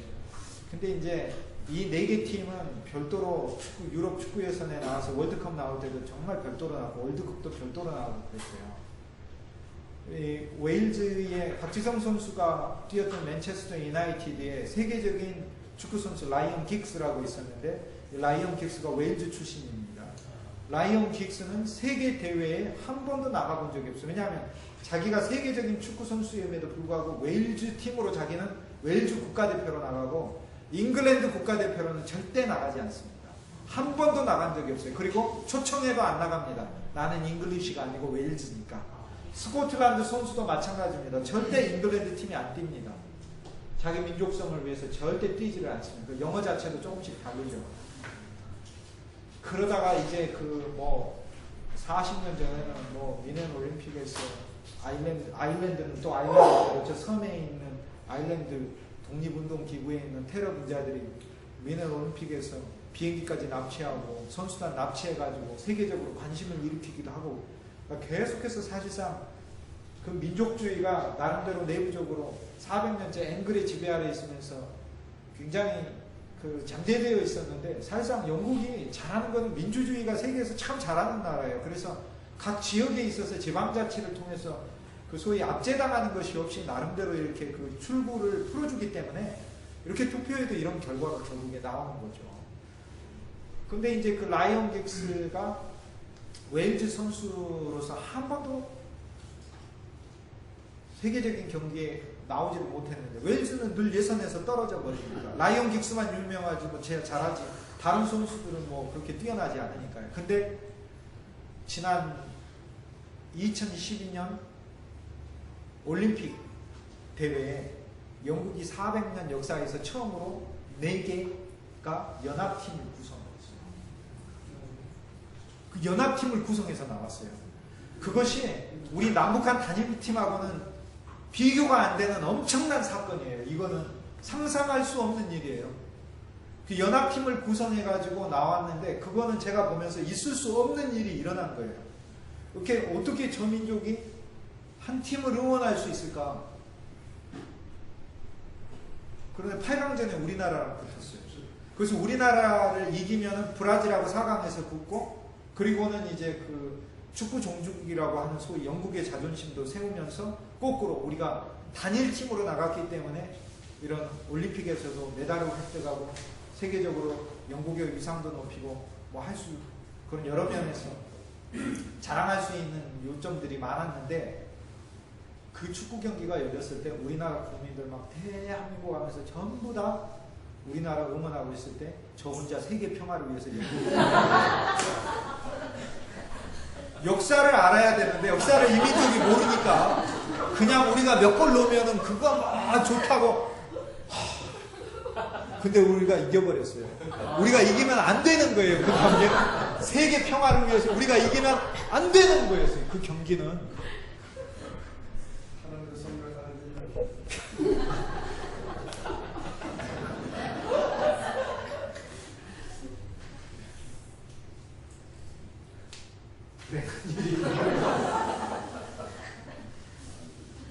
알렉산더 대왕이 이렇게 차지를 하고 나서 그 다음에 알렉산더 대왕이 죽고 나서는 죽을 때 갑자기 열병에 걸리니까 그 죽는 장소는 바벨론 제국의 그 옛날 느부갓네살이 세우는 고대 7대 불가사의 공중정원이 있는 바로 그 궁궐에서 병들어서 죽었어요. 갑자기 열병이 급사병이 들어가지고 헤라클레스한테 제사도 지내고 별별 술사들을 다 불러가지고 그리고 뭐 고대 세계 유명하다는 의원들을 급히 데려와서 수십 명에게 약을 먹여서 소용이 없었어요. 죽었죠. 마국도 어떤 장군이 가져가고 칼 어떤 장군이 가져가고 사람 죽고 나면 다 이제 가져가잖아요. 이렇게 와가지고 알렉산더 대왕이 죽고 나서 영토는 5개로 쪼개집니다. 그래서 카산더가 이제 마케도니아 지역 본토 그 마케도니아 그리스를 차지하고 리스마쿠스가 이쪽을 차지하고 이 위에를 셀루키드라는 이 장군이 차지하고 이 아래를 프톨레마이오스가 차지하고 안티고누스라는 장군이 이쪽을 차지해요. 근데 이제 역사에서 사실 기억해야 될 건 이 프톨레마이오스가 유명한데 프톨레마이오스가 알렉산더 비아의 장군이거든요. 부하 장군인데 이집트 쪽을 차지를 해가지고 이집트의 왕이 됐어요.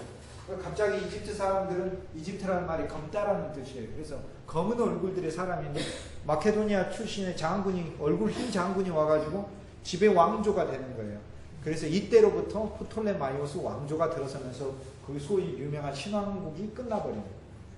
신왕국 파라오가 끝나고 이미 알렉산더 대왕이 정복했을 때 이제 이 지역은 속국의 신세가 되었는데 아예 프톨레마이오스가 찾아와가지고 군왕이 되죠. 그래서 프톨레마이오스는 나중에 로마 제국이 쳐들어올 때까지 BC 40년대까지 계속해서 왕조를 하다가 이 프톨레마이오스 왕조의 가장 마지막 왕이 그 유명한 클레오파트라예요. 클레오파트라. 그러니까 클레오파트라는 이집트의 여왕인데 왜 이렇게 이뻤을까? 당연히 이쁘죠. 선조가 저쪽 그리스 쪽에서 넘어왔기 때문에 그렇죠. 그래서 이제 고대 세계에 있어서 그리스의 찬란한 시대가 로마 제국에 의해서 이제 소위 스위치 됐는데 그리고 고대 세계의 그리스에 대해서 하나 알아야 될 게 있어요. 이 그리스는 세계의 역사에 가장 큰 영향을 끼친 제국이죠. 우리가 사용하는 언어에 있어서 특히 영어에 있어서 약 20만 단어 중에서 공부 열심히 하는 사람들은 33,000 단어 외우시더구만요. 그런데 5만 단어가 그리스 헬라에서 왔습니다. 라틴어가 또 한 5만 단어를 주었고요. 라틴어보다도 더 많은 단어를 그리스 헬라어는 영어에다가 주었어요. 그리스는 정치 체제에 있어서 투표라든지 지도자를 국민 시민에 의해서 선출하는 거라든지 중요 회의를 시민들이 결정, 민주주의 제도를 그리스에서 중요 부분들이 시작이 됐고, 정치 체제에 있어서도 집단적인 지도 체제도 그리스에서 시작이 됐고, 문화의 측면에 있어서도 연극, 공연 다 그리스 문화에 여전히 그 용어들을 사용하고 있습니다. 우리가 장면이 바뀔 때 씬이라고 하는데, 영어의 이 씬은 영어가 아니라 스케네라는 헬라어예요. 이걸 우리가 씬이라고 부르죠. 신, 애정신, 이게 전투신 이렇게 하듯이. 근데 스케네라는 말인데 이것은 휘장을 뜻하는 거예요. 휘장을 딱 열고 가면을 쓰고 나오잖아요. 가면을 쓰고 나오는데 그때는 동물 흉내를 많이 내면서 대화식의 연극보다는 몸짓의 연극이 많았어요. 그래서 이제 동물 흉내를 많이 내는데, 그 축제 중에서 염소를 이제 기리는 그런 축제들이 있었을 때 염소 가면을 쓰고 계속해서 염소 울음소리를 내니까, 염소라는 말이 이 헬라어로 트라고스예요. 트라고스. 그래서 염소 흉내를 내면서 계속 염소 흉내 소리를 내는 게 너무 듣기 싫으니까 여기서 나온 단어가 이제 트로의 집이라는 단어가 나와요. 비극 이렇게 얘기하는데, 비극이 아니라 보기 싫은 거, 듣기 싫은 거, 이거 비극이고, 코미디라는 단어도 역시 헬라어에서 나온 건데, 이것은 웃기는 것이 아니라 웃음을 주는 것이 코미디예요. 웃기는 게 아니라 웃음과 기쁨을 주는 것이 바로 코미디. 그 어떤 연극에 대한 거, 그 다음에 그리스 건축 양식, 도리아, 이오니아, 고린도 양식 다 그리스에서 나오고, 그 다음에 철학, 우리가 하는 학문 자체도, 소크라테스의 학문은 진리에 대해서 우리 자신은 모르는 것에서 가정하고 질문을 던져서 질문으로부터 그것이 맞는가 하나하나 검증해가는 과학적 확인 방법, 이게 소크라테스가 제자들에게 가르친 학문 방법이에요. 그것이 맞는가 질문을 던지고, 그 맞는가에 대한 하나하나의 검증에 대한 질문을 또 만들어서 체크리스트를 하면서 진리로 확인해가는 방법. 플라톤의 영원불멸에 대한 이야기. 우리 눈에 보이는 세계가 진짜 세계가 아니라, 현상이 아니라 본질의 세계는 보이지 않는 세계가 진짜 세계죠. 가치도 마찬가지죠. 보이지 않는 가치가 진짜 가치다. 이게 돈 눈에 보이지만, 황금 눈에 보이지만 이것이 중요한 것이 아니라 보이지 않는 것. 사랑, 그죠? 우애, 우정, 충성, 이런 가치가 진짜 가치다. 그래서 이제 이런 소위 철학에 있어서 사상이, 인류 사상이 정말 뭐 칼싸움 막 이렇게 하다가 갑자기 인간의 정신사에 대해서 정말 깊게 들어간 그 제국이 바로 고대 그리스 제국입니다. 그래서 학문에 있어서도 철학뿐만 아니라 철학에 있어서도 갖가지 철학들이 나오죠. 소크라테스가 왜 죽었냐면, 소크라테스의 사상에서는 그게 있어요. 소크라테스는 자기 자신을 알아야 하는 게 중요합니다. 자기가 가지고 있는 신분과 처지와 능력의 한계에 따라서 자기 위치를 사회에서 설정하는 게 참 중요해요. 그러니까 정치라는 것도 실은 소크라테스에 있어서는 우매한 사람들이 무조건 결정해가지고 하는 그거를 원하지를 않고, 현명한 일단의 그룹들이 결정을 내리는 그것을 소크라테스는 그런 정치체제를 선호를 했어요. 근데 그런 거를 학생들한테 이야기를 했더니, 소크라테스의 제자들이 소크라테스 학교를 졸업하고 나서 그리스를 10년 동안이나 독재 체제로 몰고 가면서 수많은 사람들을 살상해버립니다. 그리고 나서는 다시 이제 권력이, 지도가 바뀌어가지고 새로운 이제 통치 체제가 들어서면서 그리스 시민들이 이전에 독재 정치를 폈던 자들이 누구냐? 다 소크라테스 제자 아니냐? 그래서 소크라테스에게 그릇된 사상을 가르친 죄로 그래서 처형하는 겁니다. 그릇된 사상을 가르친 죄로. 사실상 소크라테스는 어떤 특정 영역에, 우리 삶의 영역에 있어서 특정 부분에 대한 그런 전문적인 것이 개발되고, 그것이 강조되고, 그것이 존중받는 것이 사회가 오히려 발전되는 것이다. 이제 그런 측면에서 이야기를 하는 건데, 독재 체제에 있었던 스파르타의 간첩으로도 오해되고 하는 그런 부분이 있게 됩니다. 이 플라톤 철학에 있어서는 형이상학의 문제를 제기함으로써 사실 사회가 굉장히 저급화될 수 있는 부분이 참으로 차원이 높아지게 됐어요. 그 전에 심지어는 신관에도 영향을 미쳤어요. 그리스의 신은 너무 다 부족하고 어리석고 자기들끼리 전쟁하다 죽이고 하는 그런 신이었는데 플라톤이 거기에 이의를 제기합니다. 신이라는 것은 완전 무결한 거 아니냐. 그렇다면 신이 거짓말하고 신이 죽임을 당하고 신이 속임을 당하고 자기들끼리 싸우고 한다는 것 자체가 신이 아니지 않느냐. 그래서 전통적인 신관에 있어서도 도전을 하게 되는 거죠. 그리고 우리가 사는 삶의 목적이라는 것은 눈에 보이는 것이 아니라 내 기본적으로 나라는 존재도 외적인 게 내가 아니라 내 안에 있는 어떤 불멸의 존재가 있다는 거죠. 그 불멸의 존재가 행복을 찾는 것이 그것이 진짜 행복이다. 외적인 내가 행복을 찾는 게 아니라 내 안에 있는 불멸의 멸하지 않는 영원한 존재가 행복을 찾는 것이 이것이 가장 중요하다.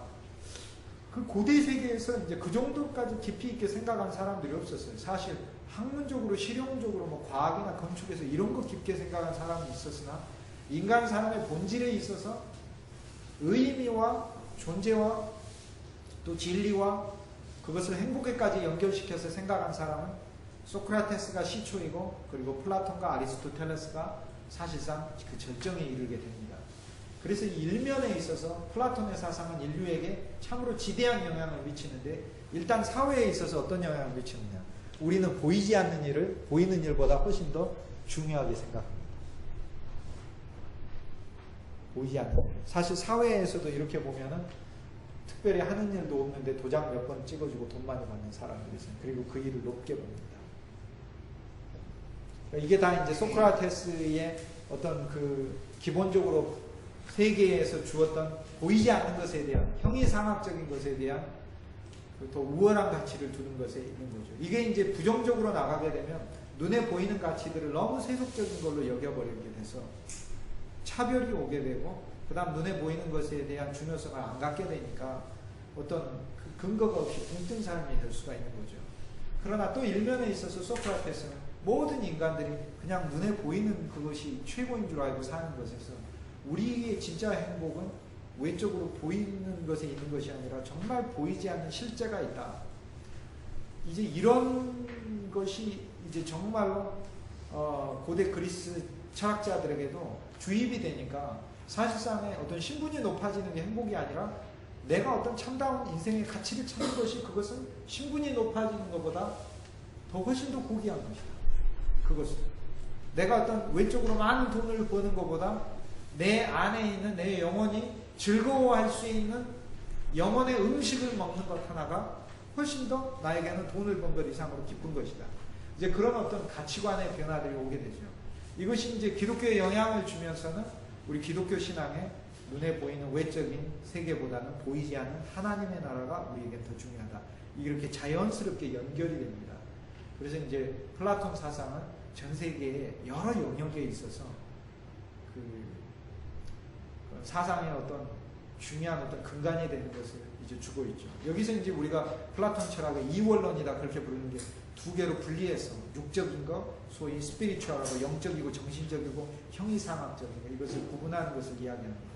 그러나 이제 건강한 철학은 사실상에 보이지 않는 것을 훨씬 더 중요하게 여기는 것보다는 두 개에 대한 밸런스를 두는 것이 훨씬 더 삶이 건강하다 그렇게 얘기를 할 수 있겠죠. 두 개에 대해서 밸런스를 두는 것.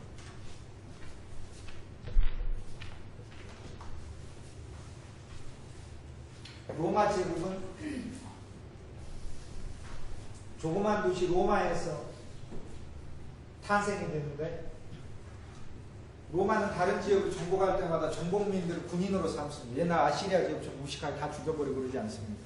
정복민을 그 옆에 부족을 정복한 부족의 그 젊은이들이 15살에서 35살 사이에 있는 건장한 젊은이들은 군인으로 다 뽑아가고 그 외의 남자들은 농사짓게 해가지고 세금을 3분의 1씩 뜯어갑니다. 이전보다도 세금을 굉장히 많이 뜯어갑니다. 대부분 세금이 20% 30%였었는데 로마는 30%가 넘었기 때문에 세금이 참으로 많이 가져갔죠. 그래서 로마는 영토가 소위 영토가 확장될수록 그건 뭘 의미했냐면 로마의 군대가 많아지는 거예요. 확장하자마자 뽑았으니까요. 다 착출해가지고 로마 군인으로 썼으니까요. 그런데 탈령을 못합니다. 왜냐하면 탈령하면 그 가족 가문 전체를 죽여버리기 때문에 탈령할 수도 없고 탈령해도 어디 갈 데가 없습니다. 여기서 잡아온 군인은 여기다가 위치시키고 여기서 잡힌 군인은 여기다가 위치시키니까 자기 고향을 찾아갈 수가 없어요. 자기 고향 어딘지도 몰라요. 지도가 있습니까? 인터넷이 있습니까? GPS가 있습니까? 내비게이션이 있습니까? 못 찾아갑니다. 그리고 세 번째 이유는 군인에게 대우가 좋았어요. 군인으로서 20년간 봉사하게 되면 베테랑이라고 불려주면서 황동판에다가 로마 시민권을 적어서 주는데, 로마 시민권이 있으면 일생 동안 빵을 공짜로 받습니다. 어느 도시에 가든. 그리고 로마 시민이 갖는 권리가 대단해요. 함부로 구금을 당하지도 아니하고 어느 곳을 자유롭게 다 여행할 수 있어요. 그건 통행증과 같은 거였어요. 그렇기 때문에 군대에 있어서 탈영하는 경우가 드물었습니다. 그래서 로마가 세계적으로 성장한 이유에서는 로마의 군대의 영향이 크다, 이렇게 얘기를 할 수 있죠. 로마가 이 작은 도시가 처음에는 로마가 왕이 있었다가 BC 500년경 정도부터 왕이 아니라 공화정으로 바뀝니다. 그러니까 원로원 의원들이 다스리다가 BC 27년에 초대 황제가 탄생하면서부터, 그때부터 황제의 정치인 로마다, 황제 정치라고 해서 제정 로마다 이렇게 됩니다. 제정 로마 제국이 시작이 됩니다. 그 전까지는 공화정 로마 시대고, 그 전에는 왕이 있었던 왕정 로마 시대입니다. 왕정 로마는 고대 세계 역사에서 안 유명하고, 공화정 로마 시대가 유명하고 제정 로마 시대가 유명한데, 공화정 로마 시대는 원로원들이 다스렸지만 제정 로마 시대 때는 황제가 다 등장해서 다스리면서 오늘날 소위 우리가 얘기하는 로마 제국 하면 이 제정 로마 시대를 가리킵니다. 그런데 제정 로마 시대, 공화정 로마 시대 말고 제정 로마 시대가 실은 고대 세계에서 참으로 중요한데, 이 공화정 시대 때는 로마는 작은 도시와 그 주변 평원에는 여기 라틴이라고 불리는 라틴 평원에 불과했어요. 그래서 로마 제국이 커질수록 라틴에 근거한 라틴인들의 문화가 퍼지니까 로마 문화를 라틴 문화라고 부르고, 로마의 토속인들이 사용했던 언어를 라틴어라고 부르게 됩니다. 여기 평원이 여기가 라틴 평원이라고 불렸습니다. 그래서 로마는 주변 지역을 정복하면서 점점 영토로 확장하고 병사도 많아졌는데, 로마의 최초의 경쟁자는 누구냐면 여기에 있는 카르타고예요. 카르타고. 근데 이게 왜 경쟁자냐면, 카르타고는 원래 비호감 곡창지대예요. 그래서 카르타고는 원래 군사력이 강한데 유럽 본토로 진출하고자 했고, 로마의 입장에서는 카르타고의 곡창지대가 필요해요. 지금 이집트는 너무 멀리 있어요. 가기가. 여기 조그만 로마가 여기를 정복한다는 것은 이건 쉽지 않은 일이에요. 이건 추후의 일이고.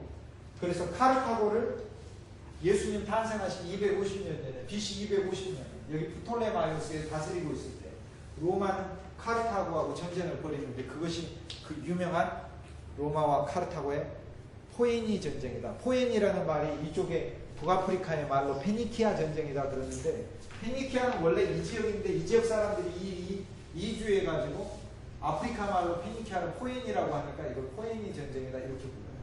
자주색 옷을 잘 입어서 또 포에니가 자주색이라는 뜻이에요. 자주색 염료로 유명했어요.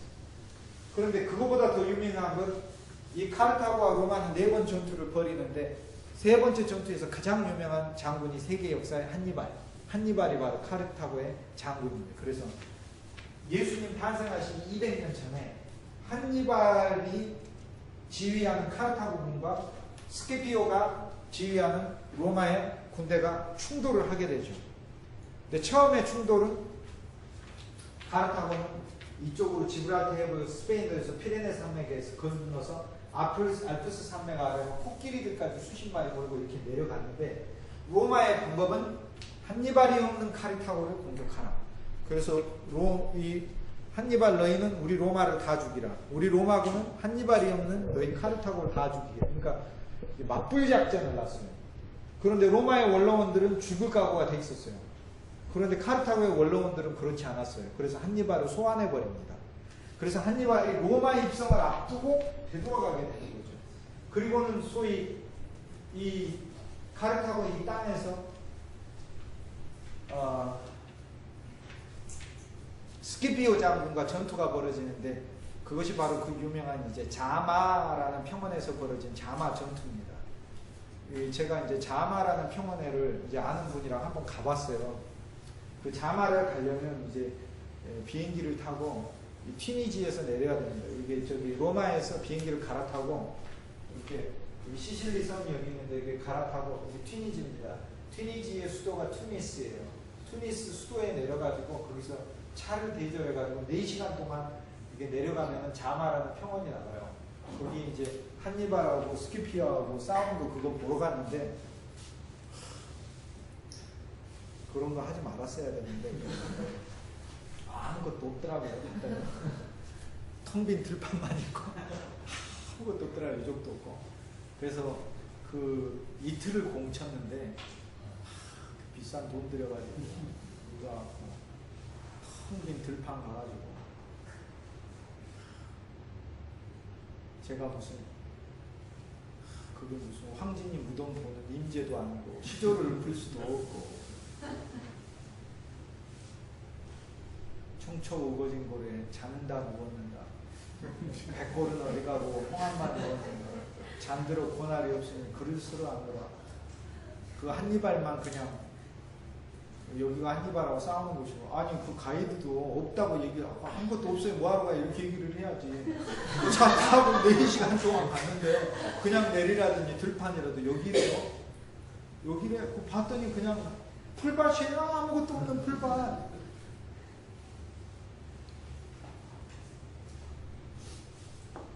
그런 황당한 일도 있었습니다. 근데 이 전투에서 로마가 승리를 하고 카르타고를 장악을 하면서 이제 로마가 확장되기 시작한 거죠. 자, 그래서 이때로부터 이제 로마는 거점을 마련해서 비호감 보물창고를 마련해서 주변 지역을 다 장악할 수 있었는데 로마가 세계적인 제국으로 퍼지게 된 거. 로마 제국이 영토가 여기까지 됐거든요. 오늘날의 세계 40개국에 해당하는 로마 제국이 되는데 로마 제국이 이렇게 광활한 영토로 퍼지게 되는 건 두 사람이 가장 큰 기여를 한 거다. 한쪽은 카이사르, 또 한쪽은 폼페이우스. 두 사람 다 예수님 탄생하시기 한 세대 전 사람들이에요. 50년 전 사람들이에요. 그러니까 예수 그리스도하고 역사가 그러니까 BC 제로하고 역사가 굉장히 가까워지는 시대예요. BC 50년대 사람이니까. 이 두 사람이 카이사르는 이쪽에서 900개의 섬을, 폼페이우스는 이쪽에서 1000개의 섬을 정복을 하면서 1년에 벌어들이는 세금은 로마로 유입되는 세금은 상상할 수 없는 금액. 어마어마한 금액이에요. 매번 로마 시민들은 매일 배 터지고 죽는 거죠. 돈이 막 그냥 들어오니까. 그리고 이 곳곳에서 도로를 깔아가지고 군대도 그냥 쉽게 가서 반란 진압할 수 있게 만들고 이쪽으로 수많은 민족들을 수송해 올 수 있게 만들고 로마는 사실 로마의 확장에는 수많은 민족의 피눈물 나는 죽음이 들어있습니다. 그것이 들어있습니다. 그래서 폼페이우스하고 카이사르가 세계를 사실상 양분해서 양쪽을 정복을 했고 나중에 이제 두 사람이 같이 로마를 다스릴 수 없는 거죠. 그래서 원로원이 폼페이우스를 선택하고 카이사르는 맨몸으로 들어오라 암살하려고 처형하려고 그러죠. 그럼 카이사르가 맨몸으로 들어가겠습니까? 머리가 빈 사람도 아닌데 그래서 맨몸으로 안 가고 군대를 이끌고 들어가서 원로원들을 다 무너뜨려버리고 그리고 폼페이우스까지 이집트까지 쫓아가서 죽이고는 그리고는 결국에 로마의 군주가 됐죠. 그런데 공화정으로 내려오는 로마가 한 사람 개인의 것이 돼버리니까 원로원들이 음모를 꾸며가지고 이제 카이사르를 죽여버린 것이죠. 그것이 이제 카이사르가 암살당한 건데 이 카이사르가 암살당하고 나서 카이사르의 후계자들이 옥타비아누스하고 안토니우스가 그 다음에 로마의 서쪽과 동쪽을 나눠서 다스립니다. 그런데 안토니우스는 토레마이오스 왕조의 마지막 여자 왕인 클레오파트라하고 사랑에 빠져가지고 옥타비아누스하고 전쟁터에 나가지도 않고 이 대결에서 패배한 다음에 죽게 되죠. 그래서 자결에 죽는 거죠. 안토니우스가 마지막 맛있는 말이 있습니다. 마르코스 안토니우스. 한때 로마의 최고 장군. 카이사르의 오른팔. 카이사르가 가장 아껴야 했던 장군. 그가 딱 옥타비아누스에 패배하면서 로마인이 로마인에게 패배하는 것은 수치가 아니다. 그러면서 죽죠. 로마인이 로마인에게 패배하는 것은 수치가 아니다. 여자인데 정신 팔리는 이렇게 돼가지고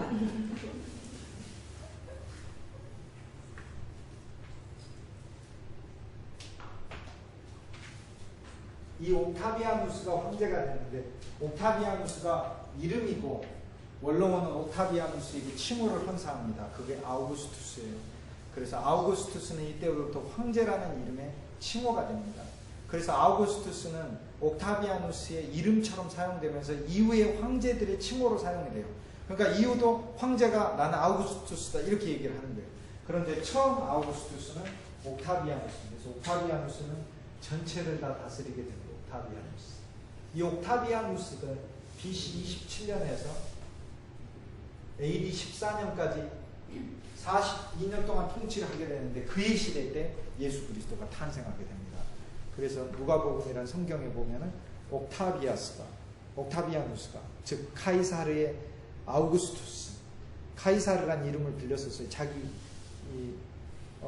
장군이 카이사르였으니까 자기도 또 양자이고 그랬으니까 카이사르의 이름을 계승하면서 아우구스투스란 칭호를 원로원으로부터 받았습니다. 카이사르 아우구스투스가 제2위에 있을 때 저기 이 갈릴리 나사렛에 있는 마리아와 요셉이라는 두 젊은 정원한 부부에게 하나님의 천사가 나타나서 이제 온 세상을 구원할 나사렛 예수의 탄생을 얘기를 하는 거죠. 그러면서 이 두 사람이 이제 베들레헴으로 이제 호적을 등록하기 위해서 내려가는 그 가운데 예수 그리스도께서 베들레헴에서 태어나시죠. 옥타비아누스는 황제가 되고 나서 제국 전역에다가 곳곳에 연도를 정해가지고 인구조사를 실시했습니다. 인구조사를 실시한 건 로마 제국에서 처음 실시된 거예요. 이것은 원로원은 할 수가 없어요. 원로원은 개인의 국가가 아니기 때문에 그냥 원로원 인구조사 할 이유가 없어요. 그러나 옥타비아누스는 자기가 세계의 군주가 돼서 인구조사를 실시하는 것은 이제 당신들은 내 호적 안에 들어있다 그 뜻이에요. 그걸 통해서 이제 뭐 남자는 얼마 있고 병력은 얼마나 또 예상해서 배치해야 되는지 세금을 뜯으면 얼마나 뜯을 수 있는지 이런 것들을 이제 확인하기 위한 건데 옥타비아누스 때 이제 예수 그리스도가 탄생하시게 됩니다. 로마 제국은 총론을 이야기하면 하나의 로마로서 313년까지 계속 가게 됩니다. 하나의 로마로서. 그러다가 313년 이후로 로마는 소로마와 동로마로 나뉘게 돼요. 313년 이후로 이 두 로마, 양로마 체제로 나뉘면서 영원히 나뉘게 됩니다. 영원히 나뉘게 되고 이 소로마는 나중에 야만족에 의해서 멸망을 당합니다. 야만족에 의해서. 그리고 동로마는 1000년이 지속돼서 1453년까지 계속돼요. 그래서 정확하게 이렇게 나뉘게 됩니다. 사실 313년 이후로 콘스탄티누스 황제가 되고 나서 그의 시대 때 바로 나눈 게 아니라 콘스탄티누스 대제 시대가 콘스탄티누스가 죽고 나서 그의 아들들 때에 있어서 로마 제국이 나뉘기 시작해요. 그래서 300년대 초반까지는 통일 로마 제국으로 가지만 300년대 중반이 넘어서면서부터 양로마로 사이좋게 나눠가지고 소로마와 동로마로 완전히 갈라지게 됩니다. 그런데 이 소로마는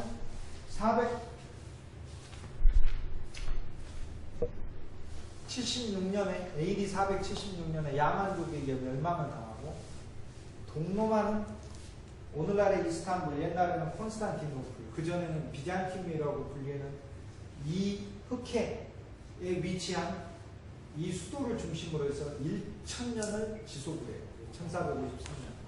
근데 이 476년에 소로마를 멸망시킨 야만족들이 여러 야만족이 있는데 이 야만족이 바로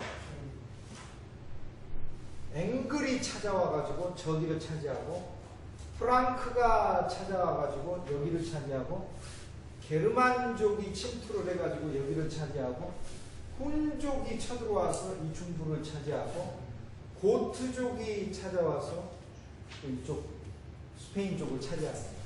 또 반달족이 찾아와가지고 이 북아프리카를 또 차지하게 됩니다. 근데 이들이 바로 오늘날의 유럽의 나라들입니다. 앵글이 차지한 땅이 앵글족의 땅이라 해서 잉글랜드가 되고 프랑크가 차지한 땅이 프랑키아, 프랑스가 됩니다. 게르만족이 차지한 땅이 게르만이 독일이 되는 거고 훈족이 차지한 땅이 헝가리가 됩니다. 고트족이 차지한 땅이 스페인이 되는 거고 반달족이 차지한 땅이 북아프리카, 모로코, 알제리 이런 나라들이 됩니다. 그래서 이 야만족들은 오늘날 유럽 인종을 구성하게 됩니다. 그래서 순수한 로마 인종들은 없습니다. 그런데 이 야만족들 중에서 다 잊어먹어도 되는데 프랑크만은 잊어먹으면 안 됩니다. 왜냐? 이 프랑스를 구성하게 되는 이 프랑크족은 이 서로마 지역을 다 정복하면서 소위 중세라는 시대의 주인공이 되는 왕국이 되기 때문에 그렇습니다. 그래서 이 프랑크 왕국이 중세의 중심이 되므로 다른 왕국은, 다른 야만족은 다 잊어먹어도 프랑크 왕국은 잊어먹으면 안 됩니다. 프랑크 왕국이 작은 프랑크족, 야만족으로부터 땅을 차지하고 나서 부빈 전투를 통해 스페인 영역까지 차지하고 영토를 점점 확장해 가는 것이, 그것이 바로 중세 476년 서로마가 멸망당하면서부터 중세가 시작해서 첫 번째 400년 동안의 이야기입니다. 프랑크족의 확장이 중세 초반의 이야기다. 이렇게 이제 보시면 되겠습니다. 그 프랑크가 확장해서 프랑크 왕국이라는 걸 만들고 나중에 프랑크 왕국이 쪼개지게 되는데 맨 왼쪽이 프랑스가 되고 맨 오른쪽은 오늘날 독일인데 독일이라고 이름을 붙이지 않고 게르만 야만족 이름이니까 그때는 새롭고 거룩하다. 신성 로마 제국이라고. 옛날 로마 제국과 아무 관련이 없지만 그냥 신성 로마 제국의 이름을 갖다가 붙여버려요. 그리고 중부에서는 오늘날의 이탈리아라고 불리는 그 왕국들이 이제 나오게 됩니다. 그러니까 앵글은 앵글랜드를 만들었으니까 이건 쉬웠지만 다른 야만족들 고트 반다는 다 잊어먹어도 프랑크는 잊어먹으면 안 된다. 왜냐? 프랑크가 성장하는 것이 중세 초반이고 프랑크 왕국의 최고의 왕이 샤를마니이고 프랑크 왕국이 확장된 것은 프랑스의 확장이요, 독일의 확장이요, 이탈리아의 확장이고 그뿐만 그 세 나라뿐이 아니라 이 중간에 들어있는 나라들 다 심지어는 조그만 벨기에, 뭐 룩셈부르크 이런 나라들까지 확장입니다. 네덜란드 이런 나라들까지 확장입니다. 전체가 다 프랑크 왕국에 포함된 것이 있습니다. 그래서 다른 건 다 잊어먹었는데 이 민족성들이 야만족들 출신이에요. 그래서 중세는 로마의 그 문명을 무너뜨린 왜 야만족, 바바리안이라고 부르냐면 첫째 입는 옷이 없어요. 그래서 야만족이 아주 간편하게 입고 다닙니다. 인간이 갖출 수 있는 최소한으로 입고 다닙니다. 그럼 날이 추우면 어떻게 하냐? 동물 가죽 뒤집어 쓰고 다닙니다. 두 번째, 책을 싫어하니까 야만족이에요. 책은 사실 정확히 하면 책을 참 좋아했어요. 왜냐하면 땔감으로 사용할 때 너무 좋기 때문에 책을 참 좋아했어요. 그래서 우리가 이 역사적 기점으로 해서 누가 야만족이냐? 첫째, 옷을 최소한으로 입고 다니는 사람이 첫째 야만성 있는 사람이고 신체에 드러나는 부위가 많을수록 야만족에 가깝다 이렇게 얘기하는데 두 번째, 내가 책을 좋아하냐 안 좋아하냐 이렇게 생각하면 이게 야만족이냐 아니냐 이렇게 알 수 있습니다. 그리고는 예술적인 거에 대해서 전혀. 그런데 이 야만족들이 소위 그 전에 서로마 제국은 이제 기독교 신앙이 퍼져서 서로마가 고노마가 다 기독교 문화인데 이제 그 부분은 다음 주에 보겠습니다만 이 소위 기독교 신앙에 의해서 점점 교화되고 변화되고 기독교 신앙으로 개종해서 기독교 신앙 아래서 새로운 문화를 쌓아가는 게 오늘날의 유럽 문화이고 그 기독교 신앙과 야만족과의 내재적인 대결 또는 외적으로는 야만족과 야만족과의 영토의 대결이 중세의 전반부 400년이라고 부르고 야만족이 로마를 멸망시키고 서로 막 죽이고 싸우고 하던 시대고 책을 너무 좋아해서 막 불태우고 책만 보면 환장을 해서 올겨울은 따뜻하게 지낼 수 있겠다 이렇게 되니까 그 만든 책 400년 동안 발간한 책보다 없애버린 책이 훨씬 더 많았기 때문에 이걸 암흑의 시대다 이렇게 불러요. 그 이때를 암흑의 시대라고 부릅니다. 그래서 그게 이제 중세 초반이다 이렇게 부릅니다. 그런데 유럽의 역사에서는 최고로 중요한 사건은 아까 제가 이쪽에 메소포타미아 지역은 자기네 역사박물관에 자기네가 세계 제2국을 지배했을 때 최고 좋은 시대로 기술하고 있고 가장 중요한 포인트들이지만 유럽에 있어서 가장 중요한 사건은 게르만족, 야만족의 대이동이라고 부르는데 대이동이 제일 중요해요. 왜냐하면 그게 자기 민족의 시작이니까 제일 중요하죠. 근데 앵글이라는 말은 이제 날카롭다는 뜻이에요. 각도라는 이게 날카로움이라는 말에서 나온. 그래서 원래 앵글족은 사람들이 정말로 아주 그냥 치사할 정도로 아주 쫀쫀한 사람들이에요. 백인들 중에서 백인은 정확하게 두 부류로 딱 나뉩니다. 천사 아니면 악마입니다. 나는 그렇게 사람들이 극단적으로 갈리는 민족을 참 본 적이 없어요. 백인은 정확히 이 사람은 천사 아니면 악마입니다. 정말 그래요. 앵글이라는 이름의 뜻은 정말 아주 셀피쉬의 아주 극점을 말하는 거예요. 날카롭고 찌르고 철저하죠. 그러니까 뭐 규정을 만들어도 미국 사람 앵글의 정신이 있으니까 TV 리모컨 키는데도 아니 TV의 해설서가 무슨 이만큼 책 한 권이야. 그냥 이렇게 키면 TV 켜지는 거를 그거는 무슨 화살표 위를 누르면 볼륨이 올라가고 밑에를 누르면 그걸 모르는 사람이 어디 있었는데 자세히 그걸 기록을 해서 앵글의 특성이에요. 근데 그 앵글이 이제 기독교 신앙을 받아들여서 문명의 사람으로 바뀌어가는, 그래서 이제 뭐 신사의 나라라는, 신사의 나라가 아니라 전에는 아주 프랑크라는 말은 자유롭다는 뜻이에요. 아주 자유로워요. 그러니까 뭐 부인도 서로 같이 두고 그랬어요. 정말 아주 자유로웠어요. 너무나. 근데 그 자유가 이제 창의적으로 사용이 될 때 예술의 나라가 되는 거죠. 저게. 그런데 저게 이제 못된 자유가 되면 방종의 나라가 돼서 프랑스는 이제 두 개가 공존하는 나라. 이게 프랑크족의 특징이죠. 프랑크가. 게르마니는 무대뽀예요. 저렇게 무대뽀, 게르만이라는 말이 순혈이라는 뜻이에요. 순수하다, 깨끗하다. 그러니까 그 자기네 피를 상당히 좋아하는 그룹들입니다. 그게 2000년 전에도 그랬는데 히틀러가 한 짓이 뭐냐면 게르만 민족주의를 통해서 같은 독일 땅에서 수백 년간 살았음에도 불구하고 유대인 피가 조금이라도 섞였으면 독일인이 아니라 유대인이라고 해서 가스실로 보내버리잖아요. 게르만족은 원래 그 특징이 앵글은 철저하게 계산해서 하는데 게르만 계산 없어요. 무조건 뜁니다. 무조건. 그래서 이제 이게 민족성대로 축구를 하는데 프랑스가 축구할 때는 예술적으로 축구, 그래서 아트사크다 이렇게 부르고 자유롭게 합니다. 아주 창조적이에요. 그런데 게르만족은 무조건 그냥 돌진하고 볼때어도 돌진하고 이렇게 합니다. 영국은 자기 나름대로 정교한 축구를 하려고 했죠. 영국은 별명 뻥글레입니다. 하도 그냥 실력에 비해서 과장되어 있다 이렇게 해서. 그런데 고트족은 오늘날의 스페인인데 제일 지저분한 데가 고트족이에요. 그렇게 지저분할 수가 없어요. 그러니까 게르만족은 전투하면 그냥 무조건 무대뽀로 달려들어 싸우는 거고, 고트족은 그렇게 사람을 괴롭히는 민족이에요. 고트족의 후예가 스페인, 포르투갈, 걔네들 축구할 때 보세요. 얼마나 지저분하게 축구하는지 발로 차고 이렇게. 그리고 이거는 지금 방송에 나가다 이 부분을 삭제해 주시기 바랍니다. 스페인 사람들이 들으면 얼마나 큰 악의를 하겠습니까. 반달이라는 말, 영어에 벤달리즘이라는 말이 나올 정도로 벤달리즘이 반달이 하는 짓이에요. 그러니까 자동차 창문 유리창 깨고 가는 거. 그러니까 은밀한 테러리스트, 반달은 테러리스트 같은 거예요. 게르만은 테러리스트가 아니에요. 무대뽀로 무조건 달려드는 거고, 반달은 테러리스트예요. 없는데 순식간에 나타나서 다 부숴놓고 다 가버리는 게 반달리즘. 반달이 하는 짓이다. 영어에 벤달리즘이라는 반달이 하는 짓이다. 이 고트는 참으로 야비하고 무식하다. 아주 그런 의미예요. 그래서 중세 문화를 고딕이라 이렇게 부르는 게 고트의 하는 짓 같은 거다 이렇게 부르고. 근데 우리가 가서 보면은 고딕식 건축이다 그러면은 돌을 종이접기 하듯이 너무나 아름다운 것 같이 보이는데, 그러나 이제 그 뒤에 제가 지지난주에 말씀드렸듯이 바로크나 로코코가 워낙 화려하기 때문에 이전에 중세시대에 있었던 거를 고딕의 예들이다.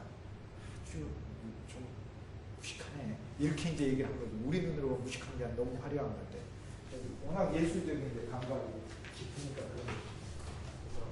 중세 초반은 이런 나라인데 기독교 신앙과는 사실 대결이다. 그러면서 사실 굉장히 많이 바뀌어요. 내재적으로.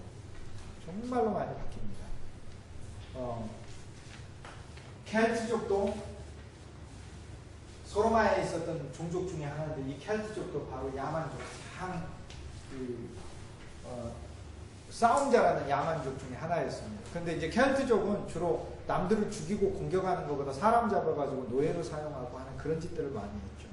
근데 이 켈트족이 이제 가장 먼저 사실 교화가 됩니다. 문명화가 되는 민족이에요. 그래서 사실 중세의 역사에 있어서 기독교 신앙에 들어가는 것은 그 민족에 있어서 갖추지 못했던 굉장한 도덕성을 요구하는 종교가 들어가는 거거든요.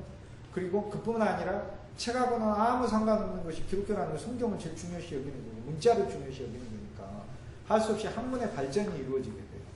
그래서 날뛰는 청년들이 수십만 명의 수도사들이 되어가면서 갑자기 이제 중세의 문명이 그런 측면에서 발전되고, 그 다음에 남의 것을 이게 그 약탈하고 살육하고 하는 그런 전쟁들을 최소화시켜서 농업이라든지 목축이라든지 이제 그런 산업으로 이제 돌리게 되면서 유럽의 발전이 다른 영역보다 빨라지게 된 거죠.